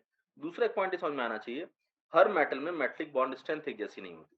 कुछ मेटल में मेटलिक बॉन्ड स्ट्रेंथ ज्यादा होती है, और ज्यादा मेटलिक बॉन्ड स्ट्रेंथ होने की वजह से मेट्रिक रेडियस पे फर्क पड़ता है, वो छोटा होता है। जिन मेटल्स में मेटल की बॉन्ड स्ट्रेंथ ज्यादा होती है उनके एटम्स छोटे होते हैं। ठीक है, इसी तरह से वैंडरवाल रेडियस की बात हम करते हैं। वैंडरवाल रेडियस में क्या है कि सारे एटम मॉलिक्यूल्स नहीं बनाते हैं। जैसे नोबल गैसेस हैं, हीलियम है, नियॉन है, आर्गन है, क्रिप्टन है, जेनॉन है, तो ये सब क्या मॉलिक्यूल्स नहीं बनाते। अब अगर मैं तुमसे पूछूं कि हीलियम का एक एटम और हीलियम का दूसरा एटम क्या आपस में कोई बॉन्ड बना रहा है, बोलोगे नहीं, ना कोवेलेंट बॉन्ड बना रहा है, ना कि मेटालिक क्रिस्टल लैटिस बना रहा है। यहाँ पे बस सिंपली ये है कि दो एटम के बीच में एक अनडिफाइंड फोर्स है, वैन डर वाल फोर्स ऑफ अट्रैक्शन है। उसे हम लोग कहते हैं वैन डर वाल फोर्स ऑफ अट्रैक्शन, ठीक है। तो यहाँ पे अगर तुम दो न्यूक्लियस के बीच का डिस्टेंस निकालोगे और उसका हाफ करोगे तो उसको भी तुम ऑलमोस्ट रेडियाई डिफाइन कर सकते हो, लेकिन उसको तुम वैन डर वाल रेडियाई कहोगे। कहने का मतलब कि इंटर न्यूक्लियर सेपरेशन के हाफ को हम रेडियस कह रहे हैं, लेकिन अगर वो कोवेलेंटली बॉन्डेड हैं तो उसको हम लोग कोवेलेंट रेडियाई कह रहे हैं। अगर वो एटम मेटलिक बॉन्डिंग में, मेटलिक क्रिस्टल में प्रेजेंट है तो उसको हम लोग मेटलिक रेडियाई कह रहे हैं, ठीक है। और अगर वो वैन डर वाल अट्रैक्शन से बंधे हुए हैं तो उसको हम लोग वैन डर वाल रेडियाई कह रहे हैं। इतना क्लियर हो गया। अब जैसे एग्जांपल देखो, Cl2 मॉलिक्यूल लिया मैंने, Cl2 मॉलिक्यूल, Cl2 मॉलिक्यूल। अगर मैं उस मॉलिक्यूल के अंदर देखूं तो दो एटम से बना है वो मॉलिक्यूल, और उन दोनों एटम के बीच के डिस्टेंस को निकाल के अगर हाफ करोगे तो उसको तुम कोवेलेंट रेडियाई डिफाइन करोगे। लेकिन एक Cl2 से दूसरे Cl2 के बीच में जो अट्रैक्शन है वो वैन डर वाल फोर्स ऑफ अट्रैक्शन नेचर की है। दो मॉलिक्यूल के बीच में जनरली वैन डर वाल फोर्स लगती है। यानी कि अगर एक मॉलिक्यूल का न्यूक्लियस और दूसरे मॉलिक्यूल का न्यूक्लियस अगर उसका डिस्टेंस निकाला जाए तो और उसका हाफ किया जाए तो वो हाफ डिस्टेंस जो है वैन डर वाल रेडियाई कहलाएगा। मतलब आपने जो दो न्यूक्लियस के बीच का डिस्टेंस निकाल के हाफ किया है, पॉइंट ये है कि वो दोनों न्यूक्लियस कौन से बॉन्ड में बंधे हुए हैं, कोवेलेंट बॉन्ड में कि मेटलिक बॉन्ड में कि वैन डर वाल फोर्स से बंधे हुए हैं, ठीक है। तो मैंने यहाँ पे आपको डिफरेंट टाइप ऑफ रेडियस को डिस्कस किया। आपको पता होना चाहिए कि वैन डर वाल रेडियस इन सब में सबसे बड़ा होता है, क्योंकि वो दूर दूर होता है काफी, दोनों एटम। और मेट्रिक रेडियस पास पास, मतलब एटम वाले के बीच में होता है। और कोवेलेंट रेडियस जब डिफाइन होता है तो वो ओवरलैपिंग वाले एटम्स के बीच में होता है, जो ओवरलैप करते हैं तो थोड़ा सा वो और छोटा हो जाता है। तो ये ऑर्डर आता है इन रेडियस का अलग अलग। अब आते हैं फैक्टर्स अफेक्टिंग एटॉमिक साइज पे। देखो एटॉमिक साइज जो है, अगर तुम पीरियड में ऑब्जर्व करोगे तो पीरियड में मैंने बताया था आपको कि जब हम लेफ्ट टू राइट जाते हैं तो जेड इफेक्टिव जो होता है वो बढ़ता है पीरियड में, और जेड इफेक्टिव साइज को कम करना चाहता है। तो पीरियड में इसीलिए जेड इफेक्टिव क्या है, कम होता चला जाता है, ठीक है। जैसे एग्जांपल के तौर पे यहाँ पे देख लो, लिथियम से तुम आगे बढ़ रहे हो तो लिथियम से छोटा हो गया beryllium, boron, carbon, nitrogen, oxygen और फ्लोरीन। यहाँ पे मैं एक पॉइंट बताना चाहता हूँ कि फिर फ्लोरीन के बाद जब नियॉन आता है तो वो थोड़ा सा बड़ा हो जाता है। तो ये जो आपने पढ़ा ना कि पीरियड में साइज कम होता है, ये यहाँ तक तो ठीक है, फ्लोरीन तक तो ठीक है। फ्लोरीन के बाद नियॉन में थोड़ा सा साइज बढ़ जाता है, लेकिन थोड़ा सा बढ़ जाता है, यानी वो फ्लोरीन से थोड़ा बड़ा होता है बट अभी भी ऑक्सीजन के पीछे आएगा ये, ठीक है। सवाल ये है कि साइज क्यों बढ़ा। देखो पॉइंट ये है, नियॉन का हमें जो रेडियाई पता है वो है वैन डर वाल रेडियाई। वैन डर वाल रेडियाई हमको नियॉन का पता है, और फ्लोरीन का हमें क्या पता रहता है, कोवेलेंट रेडियाई। तो यहाँ पे केवल ये डिफरेंस इसलिए आ रहा है क्योंकि नियॉन का हमें वैन डर वाल रेडियाई पता है जो थोड़ा ज्यादा होगा, ठीक है। तो इसलिए ये आया, अगर हमको नियॉन का भी कोवेलेंट रेडियाई पता होता तो फ्लोरीन छोटा ही होता, वो फिर लिथियम से वहां तक घटता, ठीक है। लेकिन अभी के कंडीशन में जो हमारे पास डेटा नोन रहता है वो हैलोजेंस का, हैलोजेंस का तो कोवेलेंट रेडियाई रहता है, लेकिन नोबल गैस का वैन डर वाल रेडियाई रहता है। अगर मुझसे पूछा जाए कि पीरियड में सबसे बड़े एटम कौन से ग्रुप के होते हैं, तो ग्रुप वन के, ग्रुप वन वाले लार्जेस्ट एटम होते हैं किसी भी पीरियड में। हैलोजेंस स्मॉलेस्ट एटम होते हैं किसी भी पीरियड में, ठीक। और नियॉन हैलोजन से थोड़ा बड़ा होता है, मतलब नोबल गैस से थोड़ा बड़ा होता है, ठीक। अब ग्रुप में बात करें तो ग्रुप में नीचे की तरफ बढ़ना चाहिए साइज, क्योंकि नंबर ऑफ शेल बढ़ रहा है। तो ग्रुप में बस ध्यान देना है कि नंबर ऑफ शेल बढ़ता है, इसीलिए साइज बढ़ता है। तो ये दो इंपॉर्टेंट ट्रेंड्स आपको पता होने चाहिए। आगे बात करें आगे बात करें तो जो पीरियोडिक वेरिएशन है अलोंग पीरियड, ये डिस्कस कर दिया मैंने कि फ्लोरीन तक जेड इफेक्टिव बढ़ने की वजह से डिक्रीज करता है रेडियाई, और नियॉन में थोड़ा सा ज़्यादा होता है क्योंकि उसकी वैन डर वाल रेडियाई होती है, बट थोड़ा ज़्यादा होता है, यानी कि बहुत ज़्यादा नहीं। फ्लोरीन से बड़ा है लेकिन ऑक्सीजन से पीछे छोटा ही रहता है। ग्रुप में साइज बढ़ता है, पता चल गया। अब मैं आपको एक्सेप्शन बता रहा हूँ, एक्सेप्शन बता रहा हूँ, उसको सुनो। देखो, हम स्कैंडियम से लेके जिंक तक क्या एक्सपेक्ट करते हैं, हम एक्सपेक्ट करते हैं कि ये तो 3D सीरीज में पीरियड चल रहा है ना पूरा, लेफ्ट से राइट तक। तो ये हमारे एक्सपेक्टेशन के हिसाब से स्कैंडियम से छोटा होना चाहिए, टाइटेनियम उससे छोटा होना चाहिए, वेनेडियम, क्रोमियम उससे छोटा होना चाहिए, मैग्नीज उससे छोटा होना चाहिए, आयरन उससे छोटा होना चाहिए, है ना, कोबाल्ट, निकल छोटा होना चाहिए, कॉपर और जिंक उससे छोटा होना चाहिए। पीरियड में जा रहे हो ना आप। लेकिन यहाँ पे एक्सेप्शन ये है, तीन तरह की बातें इसमें याद रखनी है कि स्कैंडियम से मैग्नीज तक तो वो जो ट्रेंड आप कह रहे हो ना सही चल रहा है, ठीक। लेकिन फिर आयरन, कोबाल्ट और निकल की साइज ऑलमोस्ट सेम रहती है। साइज जो है वो क्या रहती है, ऑलमोस्ट सेम रहती है। और कॉपर से थोड़ा-सा ज़िंक बड़ा होता है, ये तो उल्टा हो गया कि कॉपर से ज़िंक थोड़ा छोटा होना चाहिए था ज़ेड इफेक्टिव के हिसाब से। तो ये आपको 3 बातें याद रखनी है, क्वेश्चन्स के फॉर्म में पूछी जाती हैं। ठीक? अब यहाँ पे मैं आपको रीज़न बता रहा हूँ कि ऐसा होता क्यों है। देखो रीज़न क्या है कि यहाँ पे तुम 3D भर रहे हो, 3D सबशेल फिल हो रहा है ना, 3D सबशेल में कितने ऑर्बिटल्स होते हैं? 5 होते हैं। तो जब तुम एक-एक इलेक्ट्रॉन भरोगे तो 1, 2, 3, 4, 5 भर दिए। अभी इसमें पेयरिंग नहीं हुई है, लेकिन जब तुम D6 भरोगे यानी डी में 6 इलेक्ट्रॉन भरोगे तो यहाँ पेयरिंग हो जाएगी। 7th में पेयरिंग हो जाएगी, है ना? 8 में पेयरिंग हो जाएगी, 9 में पेयरिंग हो जाएगी, 10 में पेयरिंग हो जाएगी। तो बोलोगे पेयरिंग से क्या फ़र्क पड़ेगा? भई जब तक उस ऑर्बिटल में 1 इलेक्ट्रॉन था, तो उसमें रिपल्शन नहीं हो रही थी। जब पेयरिंग होगी तो अब 2 इलेक्ट्रॉन हो गए, उसमें रिपल्शन होगी।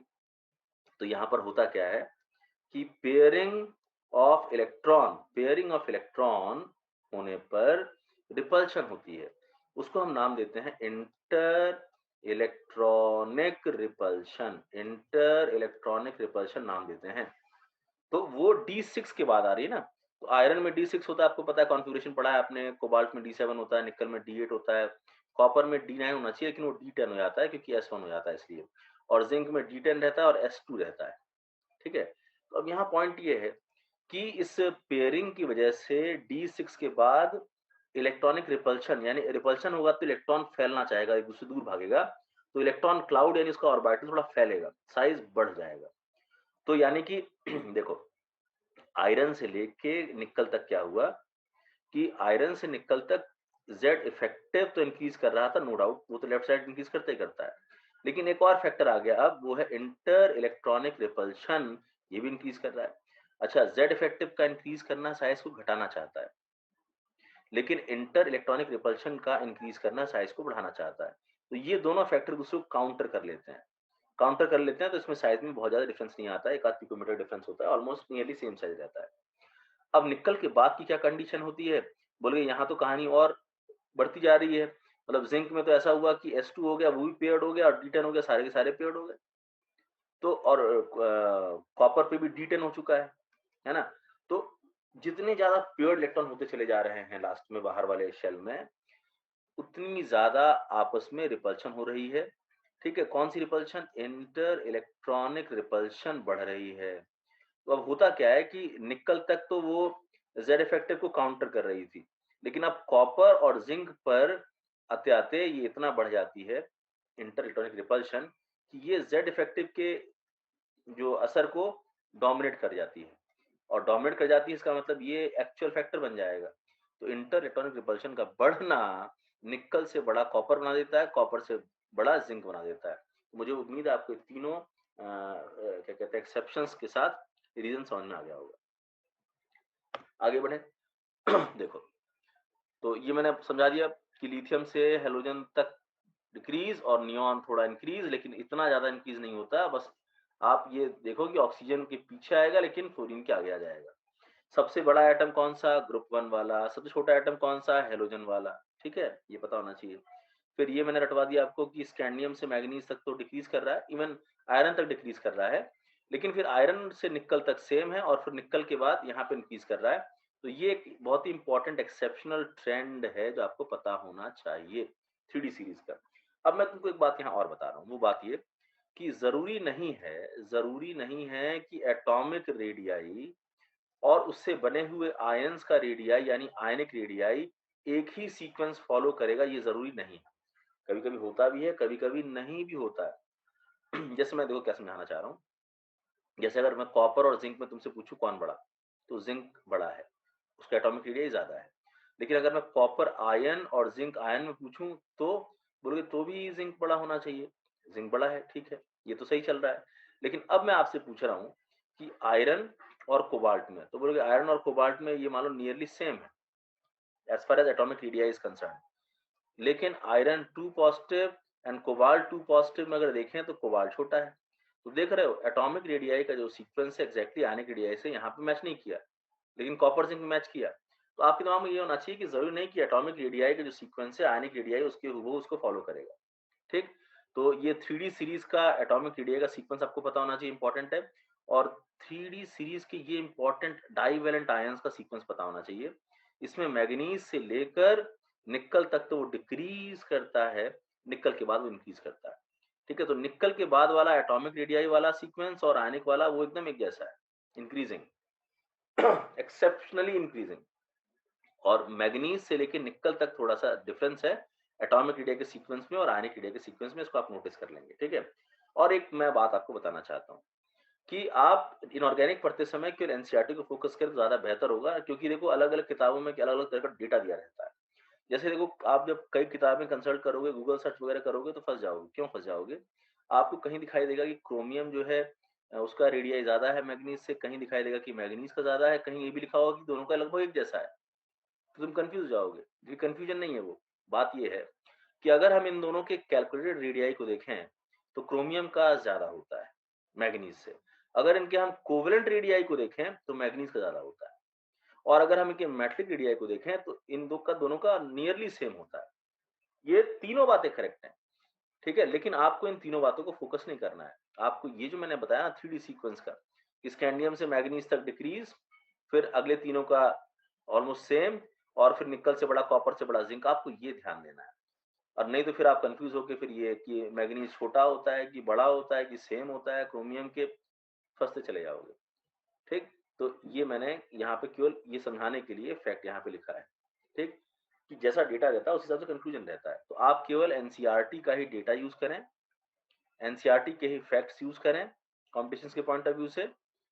ठीक, तो ज्यादा अच्छा रहेगा आपके लिए। और सुनो, अब मैं एक बात और यहाँ समझा रहा हूँ। इसमें क्या, मैंने कुछ आपको पेयर्स दिए हुए हैं, आपको इन पेयर्स में बताना है कि कौन सा ज्यादा बड़ा है साइज में।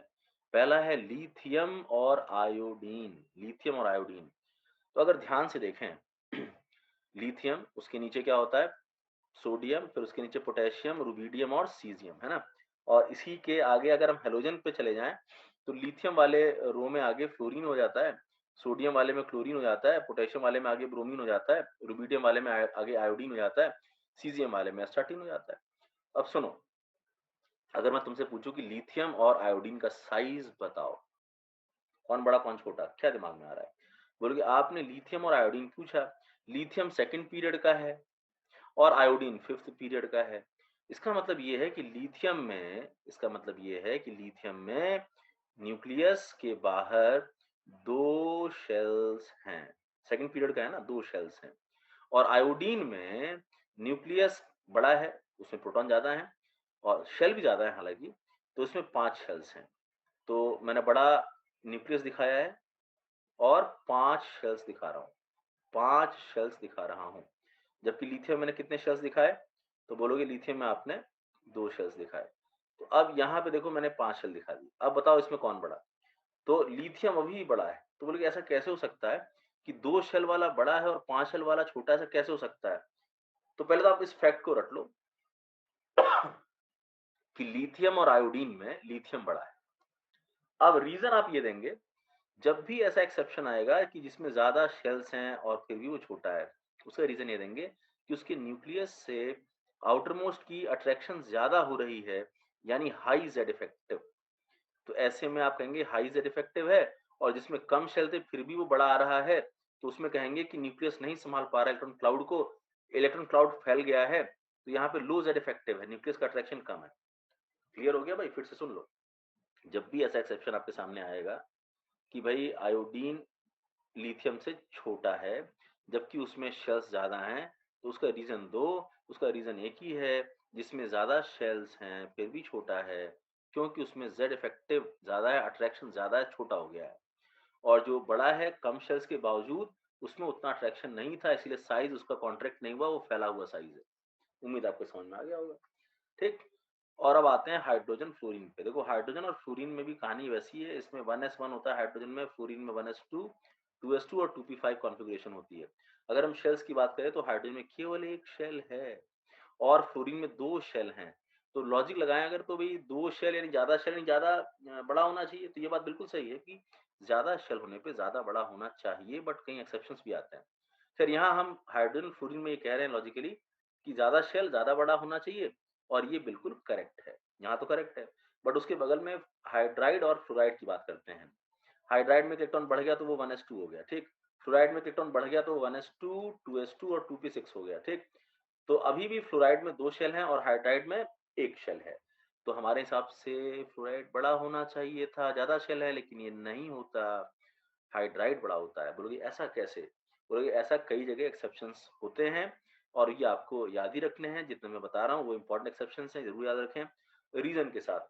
रीजन बस हम इतना देंगे कि फ्लोराइड में 2 शेल्स हैं, फिर भी हाइड्राइड से छोटा है। क्योंकि क्योंकि फ्लोराइड में जेड इफेक्टिव ज्यादा है और हाइड्राइड में जेड इफेक्टिव क्या हो गया? लो हो गया, ठीक। अगर मैं थोड़ा समझाना चाहूँ तो मैंने पीछे तुम्हें समझाया था ना, Z effective P by E based होता है, पी बाई ई। तो आप इनका पी बाई ई रेशियो निकाल के देख लेना, कुछ आपको अंदाजा लग जाएगा। जैसे आप हाइड्राइड में निकालोगे ना प्रोटॉन और इलेक्ट्रॉन का रेशियो, तो इस हाइड्राइड में प्रोटॉन तो एक ही है, हाँ, और इलेक्ट्रॉन कितना हो चुका है? 2 हो चुका है। और फ्लोराइड में जो है प्रोटॉन 9 है, इलेक्ट्रॉन लेकिन 10 हो चुका है। तो अब आप इन दोनों को देख लो, यहाँ पे 0.5 आ रहा है और यहाँ पर कि कितना आ रहा है? 0.9। तो जब पी बाई ई रेशियो आपको पता है कम होता है तो जेड इफेक्टिव भी कम होता है, बताया था ना मैंने। पी बाई ई रेशियो अगर कम आ रहा है तो जेड इफेक्टिव भी क्या आता है? कम आता है। तो ये लॉजिकली वहां पे समझ में आ रही है बात। अब आगे देखते हैं, लिथियम और एमजी में देखते हैं। तो लिथियम में होता है 1s2 2s1, Mg में होता है 1s2 2s2 2p6 3s2। तो मैग्नीशियम में जो है वो 3 शेल्स हैं, लिथियम में 2 शेल्स हैं। शेल्स के हिसाब से Mg बड़ा होना चाहिए और वो बड़ा होता है। यानी कि जहां तक एटॉमिक रेडियाई का सवाल है, एटॉमिक रेडियाई का सवाल है या फिर मेटलिक रेडियाई का, मेटल्स है ना दोनों, तो मेटलिक रेडियाई का सवाल है, इन दोनों के Mg का बड़ा है, मेटलिक रेडियाई और एटॉमिक रेडियाई, ठीक। लेकिन हम आयंस की बात करें, Li पॉजिटिव और Mg2 पॉजिटिव आयंस की बात करें, तो सुनो ठीक से।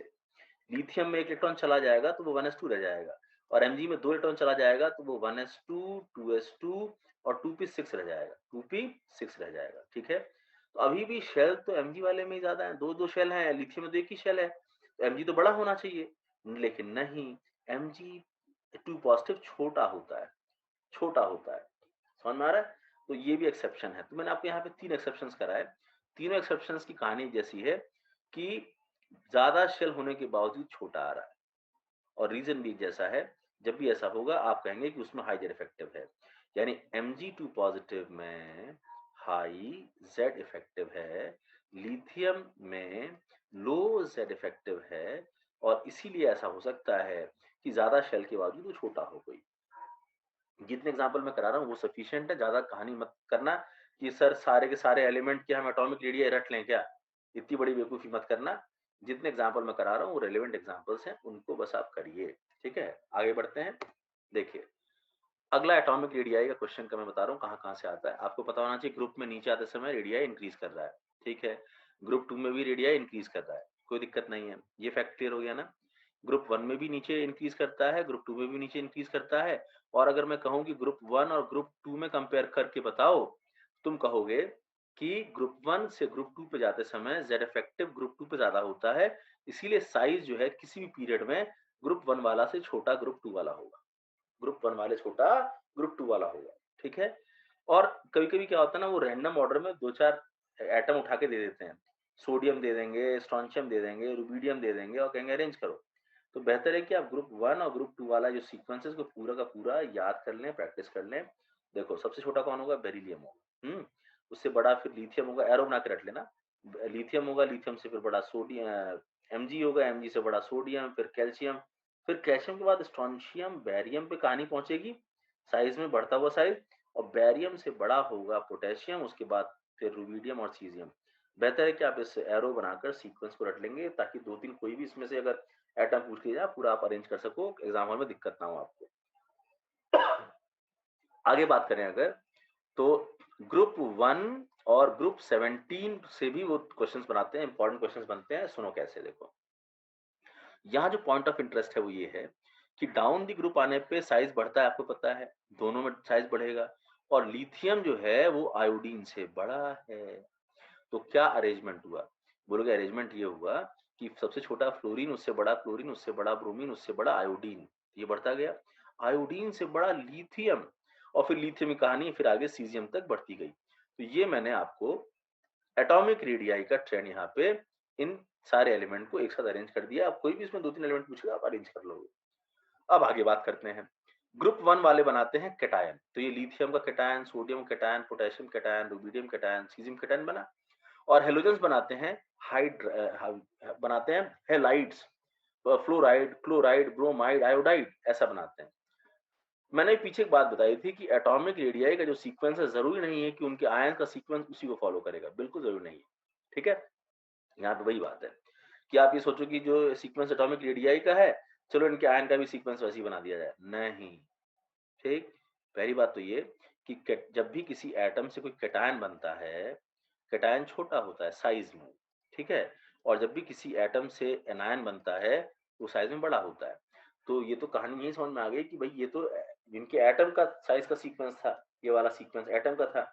जब उससे कैटायन बनेगा तो कैटायन छोटा हो चुका होगा, और जब इस इन हैलोजन से हैलाइड बनेगा, तो उनका एनायन बड़ा हो चुका होगा। तो ये पूरा का पूरा सीक्वेंस उथल-पुथल हो जाएगा।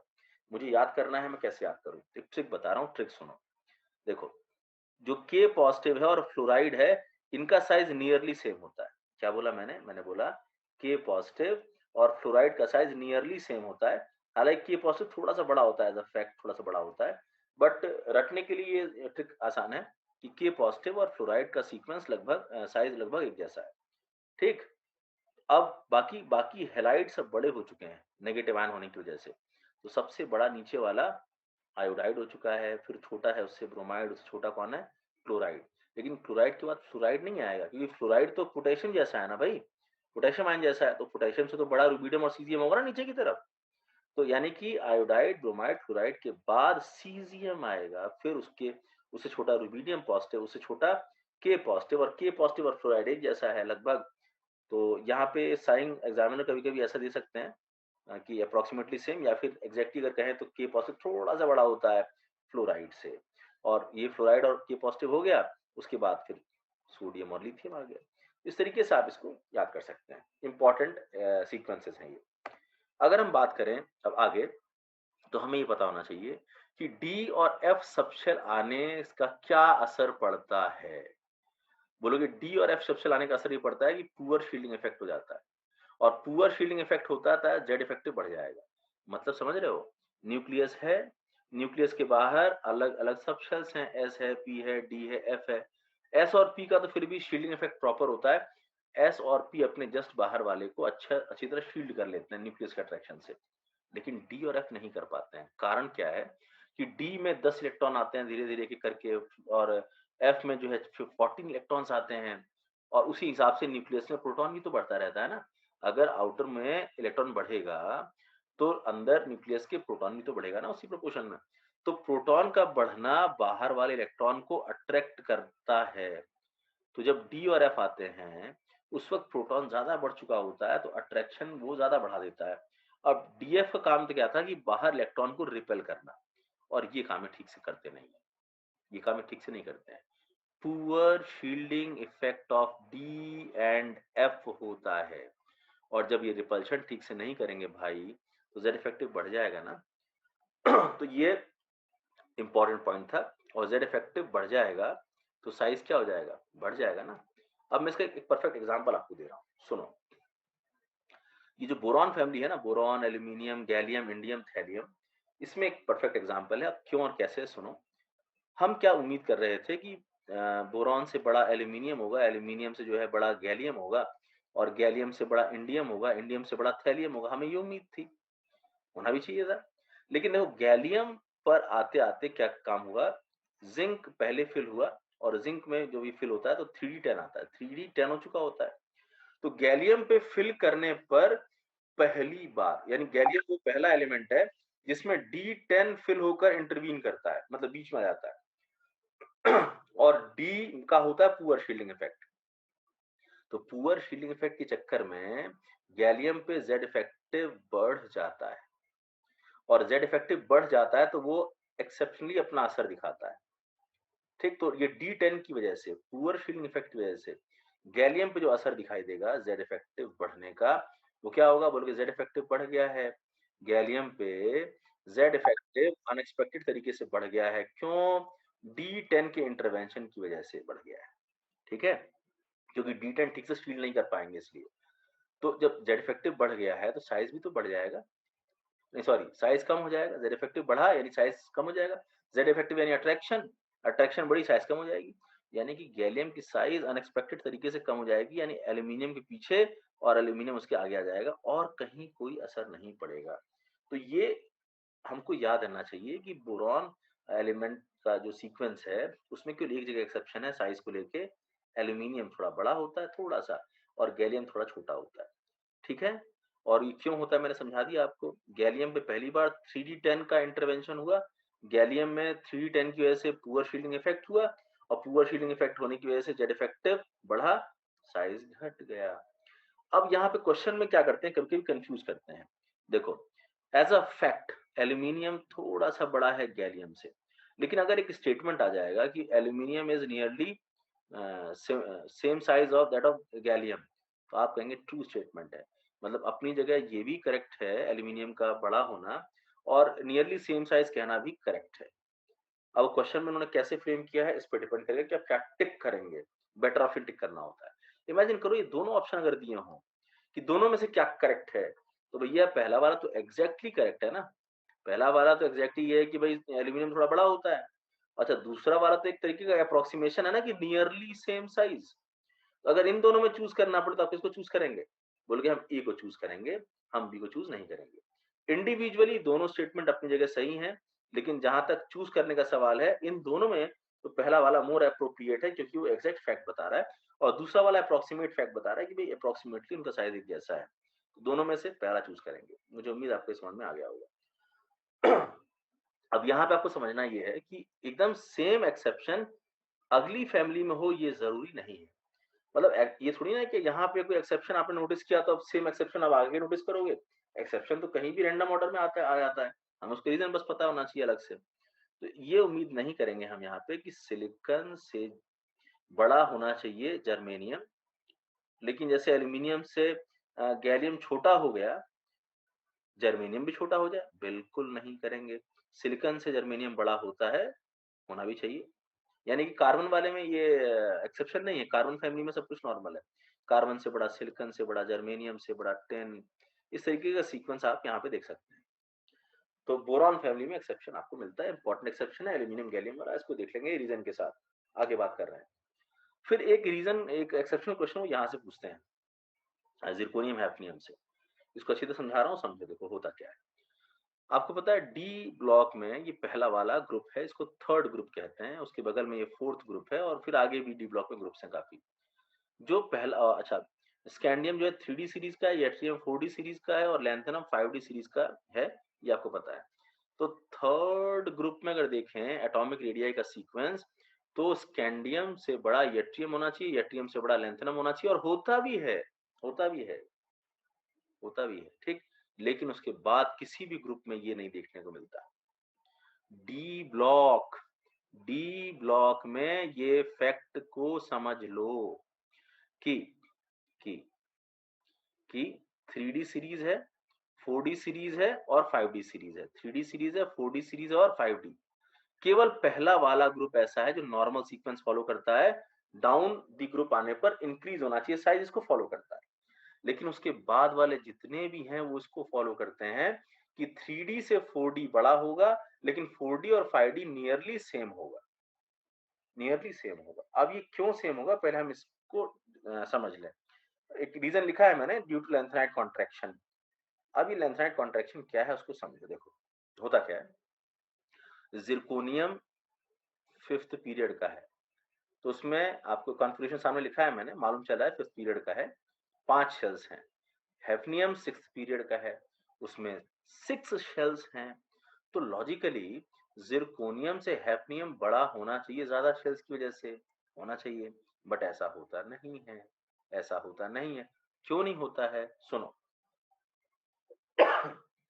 शेल्स के बढ़ने को कोई अपोज़ कर सकता है, ज़ेड इफेक्टिव, लेकिन हर जगह नहीं, कहीं-कहीं। अब यहाँ पे क्यों अफ़ेक्ट करता है उसको सुनो। तुम्हें पता है लैंथेनम का एटॉमिक नंबर 57 है, हैफ़नियम का एटॉमिक नंबर 72 है, लैंथेनम के बाद 58 से लेके सीरियम से लेके 71 ल्यूटेटियम तक ये फिल होता है। इसे हम लोग 4f सीरीज कहते हैं क्योंकि इसमें 4f सबशेल फिल होता है, ठीक है ना। तो लेंथेनम के बाद पहले 4f सबशेल फिल होता है और 4f का होता है पुअर शील्डिंग इफेक्ट। तो यहाँ इस पूरे सीक्वेंस में क्या होता है, poor shielding effect due to 4f। तो पुअर शील्डिंग इफेक्ट हुआ इस पूरे सीक्वेंस में 4f की वजह से, और ल्यूटेटियम पे आते आते वो 4f14 पूरी तरह भर चुका है।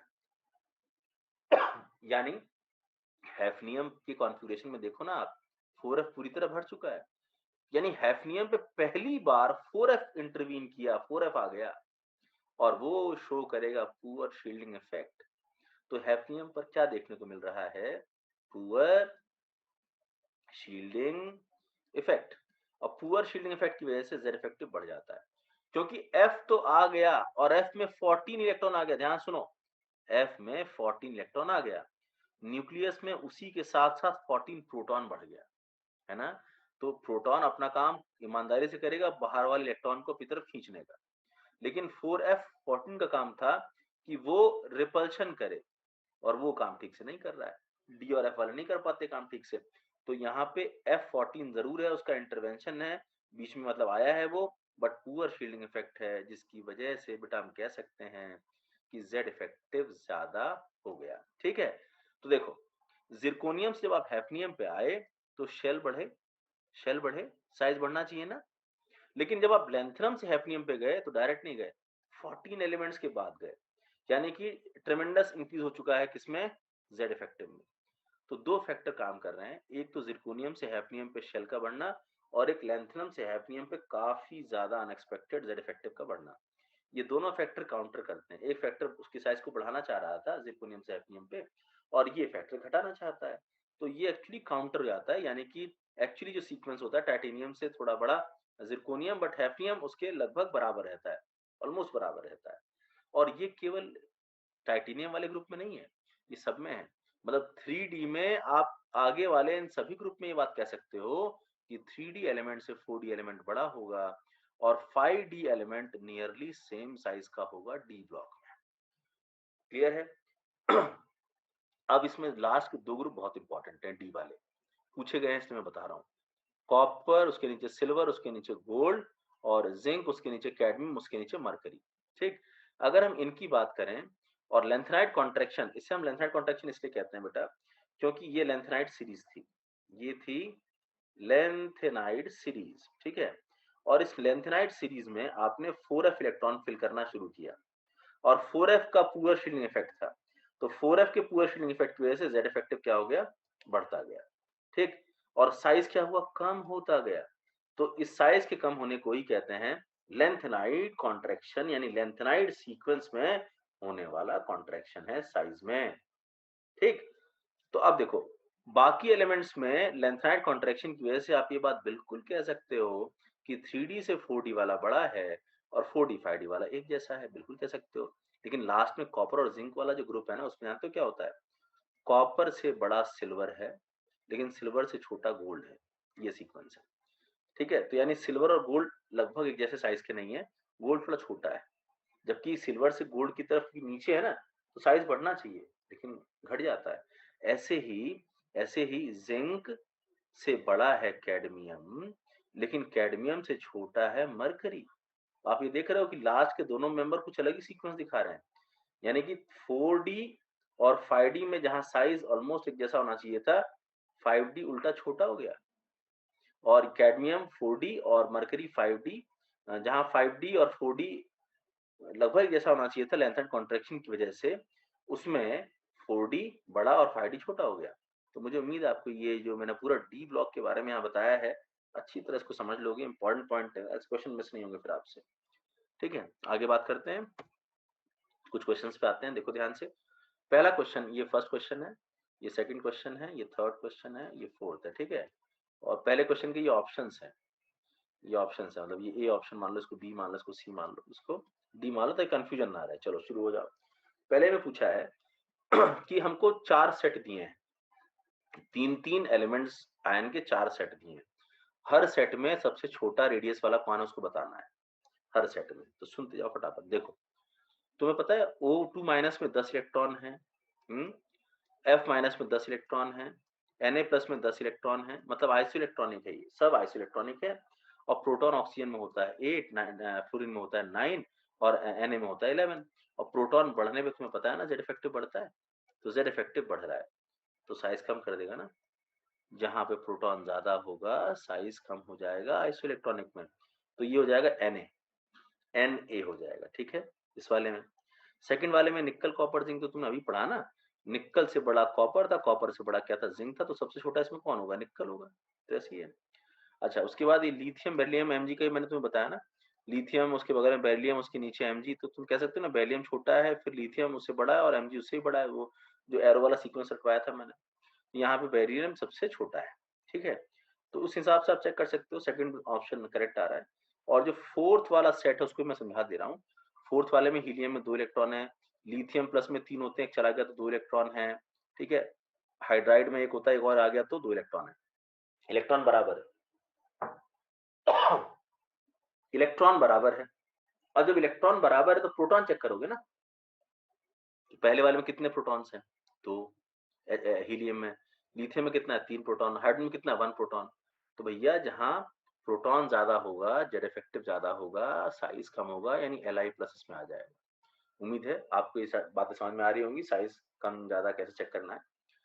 अगला क्वेश्चन है कि lowest anion to cation size ratio, मतलब कि एनायन से कैटायन, एनायन से कैटायन का जो साइज रेशियो होता है वो किसमें सबसे लोएस्ट है। लोएस्ट पूछा है, इसका मतलब ये कि एनायन छोटा हो ये देखो, और कैटायन बड़ा हो ये देखो। कैटायन क्या हो, बड़ा हो, लार्ज हो, तभी तो ये रेशियो छोटा आएगा ना भाई। ऊपर वाला छोटा नीचे वाला बड़ा होना चाहिए, तभी ये रेशियो लोएस्ट आएगा, छोटा आएगा। तो सुनो, इसमें खोजो कि सबसे बड़ा कैटायन कहाँ है। बोलोगे लिथियम सोडियम छोटे छोटे हैं, लिथियम और सोडियम छोटे छोटे हैं, सीजियम बड़ा है, तो थर्ड और फोर्थ में ही कोई आंसर होगा। ठीक, अब एनायन देखो छोटा कौन सा है, तो आयोडाइड और फ्लोराइड में फ्लोराइड छोटा है, इसका मतलब कि इसका कैटायन बड़ा है और एनायन इसका छोटा है, और इसलिए इसमें एनायन से कैटायन का रेशियो सबसे छोटा आएगा। तो फोर्थ आंसर आ गया। अगला देखो, इसमें एटॉमिक रेडियाई का सीक्वेंस निकालना है। ये ग्रुप 1 और ग्रुप 2 वाले हैं, मैंने आपको सीक्वेंस रटवाने के लिए वो सीक्वेंस बना के दे दिया है एरो वाला, उसको आप चेक कर लेंगे। फिलहाल अगर आप आंसर चेक करेंगे तो उसमें थर्ड आंसर आ जाएगा, ठीक है। अगला, इसमें से कौन सा पेयर जो है ऑलमोस्ट सिमिलर एटॉमिक रेडियाई वाला है, आप जल्दी देखो, अभी तो आपने पढ़ा इसमें, ये आयरन कोबाल्ट निकल जैसा रेडियाई होता है ना, एक तो थर्ड ऑप्शन भी इसमें आएगा, सिमिलर रेडियाई। जिरकोनियम हैफ्नियम अभी आपने पढ़ा ना, जिरकोनियम 4D वाला और हैफ्नियम 5D वाला है, nearly same size. Molybdenum 4D वाला है और टंगस्टन उसी के नीचे वाला 5D वाला है, नियरली सेम साइज। ये सारे पेयर नियरली सेम साइज वाले दिए हुए हैं, नियरली सेम साइज वाले। अगला क्वेश्चन देखो, के पॉजिटिव और फ्लोराइड का साइज नियरली सेम दिया है। इन्होंने कहा है क्वेश्चन में, पढ़ लो ठीक से, कि 1.34 एंगस्ट्रॉम 1.34 एंगस्ट्रॉम जो है के पॉजिटिव और फ्लोराइड का साइज है। तो ये पूछ रहे हैं कि के और फ्लोरीन का साइज क्या होगा। तो यहाँ लॉजिक समझ रहे हो क्या है, रटने वाला नहीं है, समझने वाला है। के का आपसे पूछा है, फ्लोरीन का आपसे पूछा है। भैया के पॉजिटिव और के को अगर कंपेयर करोगे तो तुम्हें पता है ना साइज कैटायन का छोटा होता है, ठीक। और एफ माइनस कंपेयर करोगे तो एफ से एफ माइनस बड़ा होगा, पता है ना, बस इतना लॉजिक लगाना था। तो के पॉजिटिव का साइज 1.34 से क्या आएगा, बड़ा आएगा, के का साइज, और एफ का साइज 1.34 से छोटा आएगा। अब यहाँ चेक कर लो कोई ऐसा ऑप्शन है क्या, तो बोलोगे हाँ, यहाँ हमें थर्ड ऑप्शन लग रहा है, मिल रहा है। थर्ड ऑप्शन में हम कह सकते हैं कि हाँ के जो है के प्लस से बड़ा दिया है, और एफ जो है एफ माइनस से छोटा दिया है, और किसी ऑप्शन में ये नहीं है। ये एक्चुअली रटने वाला नहीं था, लॉजिक लगाने वाला था। अगला क्वेश्चन देखो, एक एलिमेंट है एक्स, और स्टूडेंट ने इसको मेजर किया, 3 स्टूडेंट ने, मानसी ने मेजर किया इसको 102 नैनोमीटर, रोहित ने मेजर किया 203 नैनोमीटर, अंकुर ने मेजर किया 100 नैनोमीटर। तो सवाल ये है कि टीचर जब चेक किया तो ये सारे रिकॉर्डिंग सही हैं, ऐसा उन्होंने कहा। कैसे हो सकता है? किसी एक एलिमेंट का 3 स्टूडेंट ने अलग-अलग रेडियाई रिपोर्ट किया है और टीचर कह रहा है कि सारे सेम हैं, मतलब ये सारे सही हैं। कैसे हो सकता है? बोले बिल्कुल हो सकता है, क्योंकि हो सकता है कि किसी ने वैन डर वाल रेडियाई मेजर किया है ना? हो सकता है किसी ने कोवेलेंट रेडियाई मेजर किया हो सकता है किसी ने क्रिस्टल रेडियाई यानी मेटेलिक रेडियाई मेजर किया हो, ठीक है? तो बिल्कुल हो सकता है सेम एलिमेंट का अलग-अलग। अब सबसे बड़ा इन तीनों में कौन-सा मेजरमेंट है? 203 तो हम गेस कर सकते हैं कि हाँ, ये वाला मेजरमेंट क्या होगा? वैन डर वाल रेडियाई होगा। तो जो दूसरा स्टूडेंट है उसका रेडियाई क्या है? 203 वैन डर वाल। तो आप तीनों ऑप्शन में देखो, दूसरे नंबर पे वैन डर वाल कहाँ दिया हुआ है? तो बोलोगे पहला ऑप्शन अगर हम देखें, तो ये जो है वैन डर वाल हमको नज़र आ रहा है। वैन डर वाल रेडियाई है ना? ये सेकंड वाला, ये 203 वाला और पहला वाला 102 है और लास्ट वाला 100 है। 100 यानी सबसे छोटा नज़र आ रहा है, तो वो कोवेलेंट रेडियाई होगा और कोवेलेंट से थोड़ा ज़्यादा होता है मेटेलिक यानी क्रिस्टल रेडियाई, जो मैंने पीछे बताया था ना अभी। तो यानी कि हमने यहाँ पे गेस कर लिया कि जो तीनों स्टूडेंट ने आंसर रिपोर्ट किए थे रेडियाई के, वो सही किए थे, बस अलग-अलग रेडियाई रिपोर्ट किए थे। ये बस ये क्वेश्चन क्यों पूछा है? समझ डेवलप करने के लिए पूछा है। अगला क्वेश्चन है कि screening effect is not observed in. भैया स्क्रीनिंग और शील्डिंग इफेक्ट किसमें ऑब्जर्व नहीं होगा? जिसमें सिंगल इलेक्ट्रॉन होगा।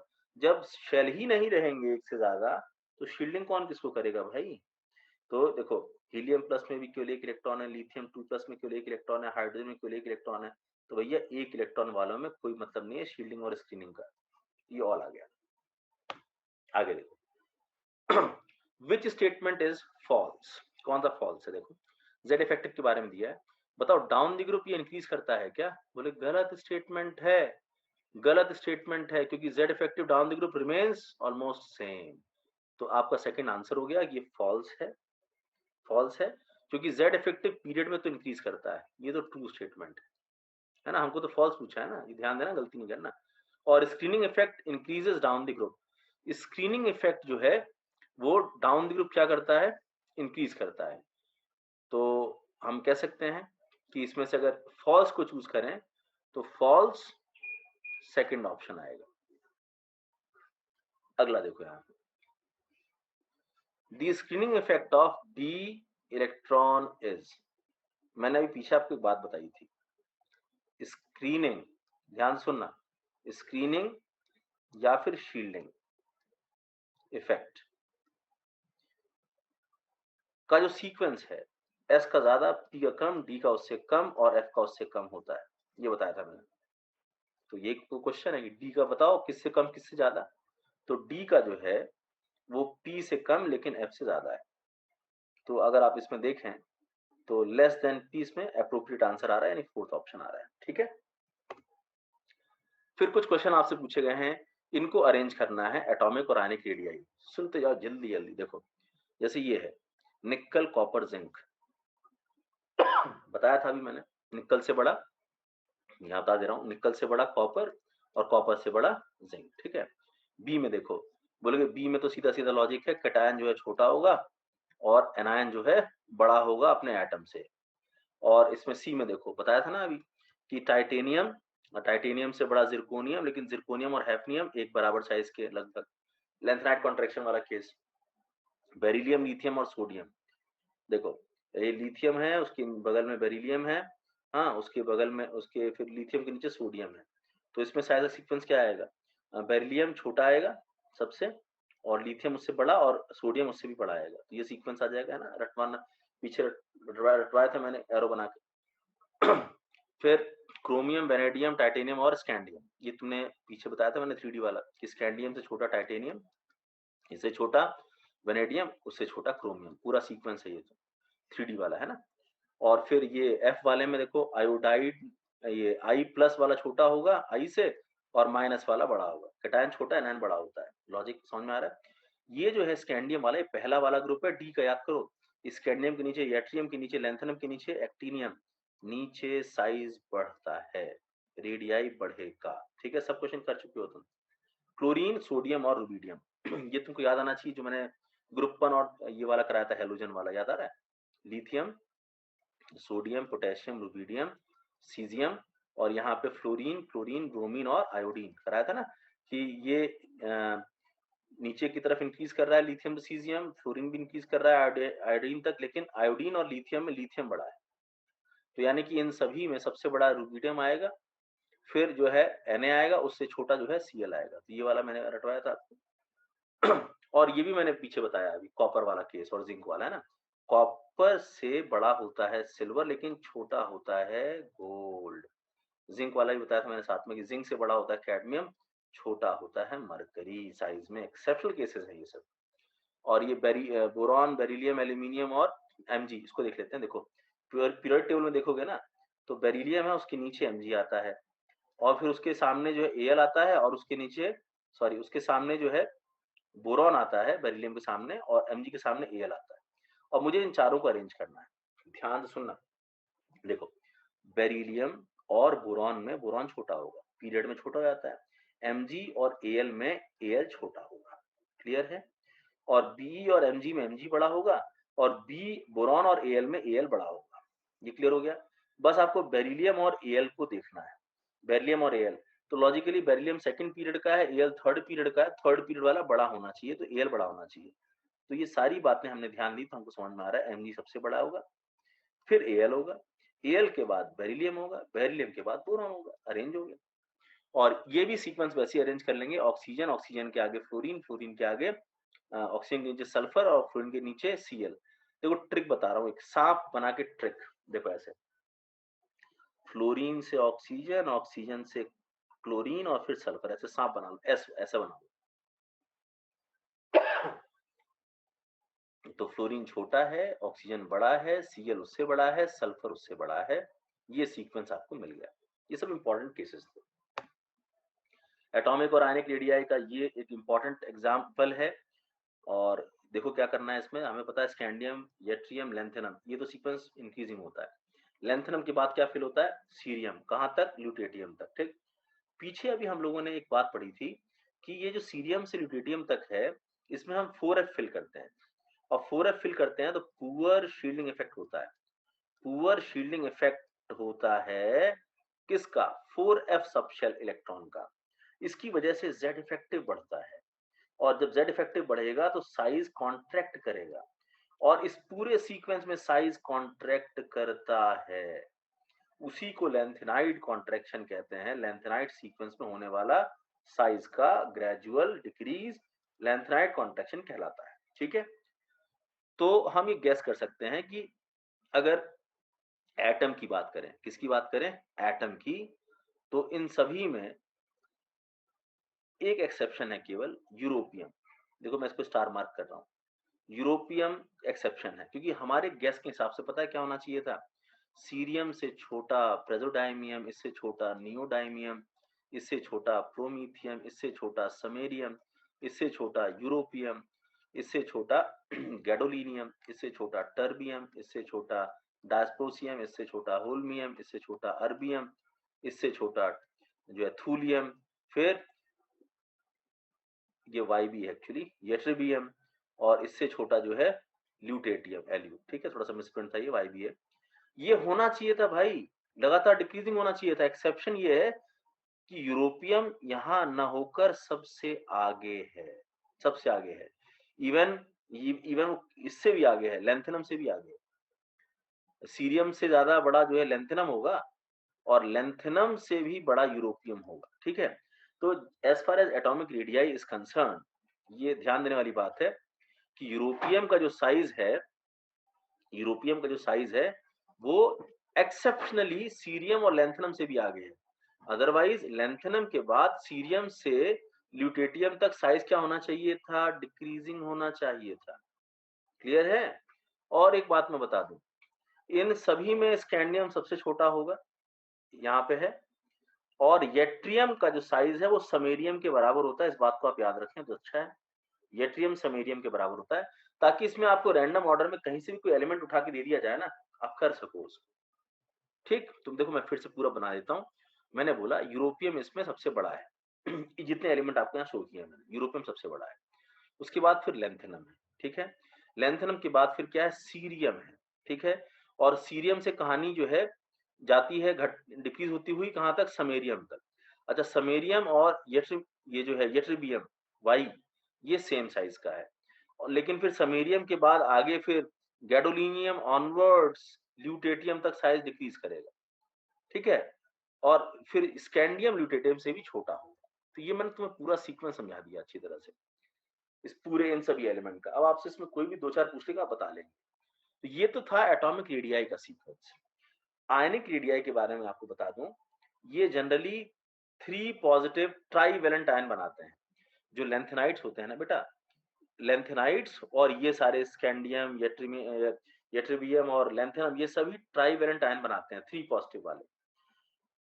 इनके आयनिक रेडियाई का सीक्वेंस एज इट इज वो नहीं होता जो आपने एटॉमिक रेडियाई में यहाँ पढ़ा, थोड़ा चेंज आता है, और वो चेंज बहुत इजी है याद करना, वो एक्सपेक्टेड भी है। देखो जो एक्सपेक्टेड ट्रेंड था वो तो यही था ना कि लैंथेनम बड़ा होना चाहिए था, उसके बाद कॉन्ट्रैक्शन होना चाहिए था, तो सीरियम से लेके ल्यूटेटियम तक वो डिक्रीज होना चाहिए था, यही था ना एक्सपेक्टेड, और यही है। लैंथेनम का साइज आयन के फॉर्म में बड़ा है, सीरियम उससे छोटा है, और वो फिर डिक्रीजिंग डिक्रीजिंग होता हुआ इवन यूरोपियम आयन भी छोटा है, और ल्यूटेटियम तक वो डिक्रीज हो रहा है, ठीक। और यट्रियम फिर उसके बाद आता है, और स्कैंडियम आयन सबसे छोटा आता है। तो देखो यहाँ अंतर कहाँ पड़ा, एटॉमिक रेडियाई में यट्रियम समेरियम के बराबर है साइज में, जबकि आयनिक रेडियाई में वो सभी लैंथेनाइड से छोटा है यट्रियम, और उससे भी छोटा स्कैंडियम उसके ऊपर वाला है। और यूरोपियम का भी देखो अंतर, एटॉमिक रेडियाई यूरोपियम का अनएक्सपेक्टेड तरीके से लैंथेनम से भी ज्यादा होता है, एटॉमिक रेडियाई ज्यादा होता है, लेकिन ionic radii usual sequence follow करता है। आयनिक रेडियाई में ये लगातार डिक्रीजिंग सीक्वेंस फॉलो करता है, तो वो यहाँ सीरियम के बाद और ल्यूटेटियम से पहले आता है। ये दोनों बहुत ही इंपॉर्टेंट केसेस हैं। अगर आपने इसको रफ वर्क थोड़ा सा किया है तो ये एग्जाम में आएगा और सिली मिस्टेक नहीं होगा। आप रफ वर्क नहीं किए हो, या तो उसको छोड़ कर आओगे या सिली मिस्टेक करके आओगे, ठीक है? तो ये अब आपके ऊपर, आप इसको कैसे डील करते हैं आगे। ये टॉपिक यहाँ पे अब क्लोज हो रहा है, एटॉमिक रेडिया यहाँ पे कंप्लीट हो रहा है। कुछ क्वेश्चन मैंने समाप्त किए हैं, सारे पढ़ा दिए हैं, जल्दी जल्दी आंसर दे दो फटाफट।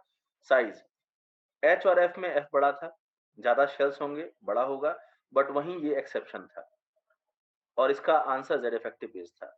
एल आई और एमजी में एमजी बड़ा था, यूजुअल सीक्वेंस है, ज्यादा शेल्स होंगे, बड़ा होगा, लेकिन वहीं एल आई और एमजी 2+ में एक्सेप्शन था, जेड इफेक्टिव बेस्ड एक्सेप्शन था। केटायन छोटा, एनायन बड़ा होता है, ये बात हो गई। सेम एलिमेंट पे अगर पॉजिटिव चार्ज बढ़ता है तो साइज घटता है, ये वाली बात हो गई। सेम एलिमेंट पे नेगेटिव चार्ज अगर बढ़ता है तो साइज बढ़ता है, ये वाली बात हो गई।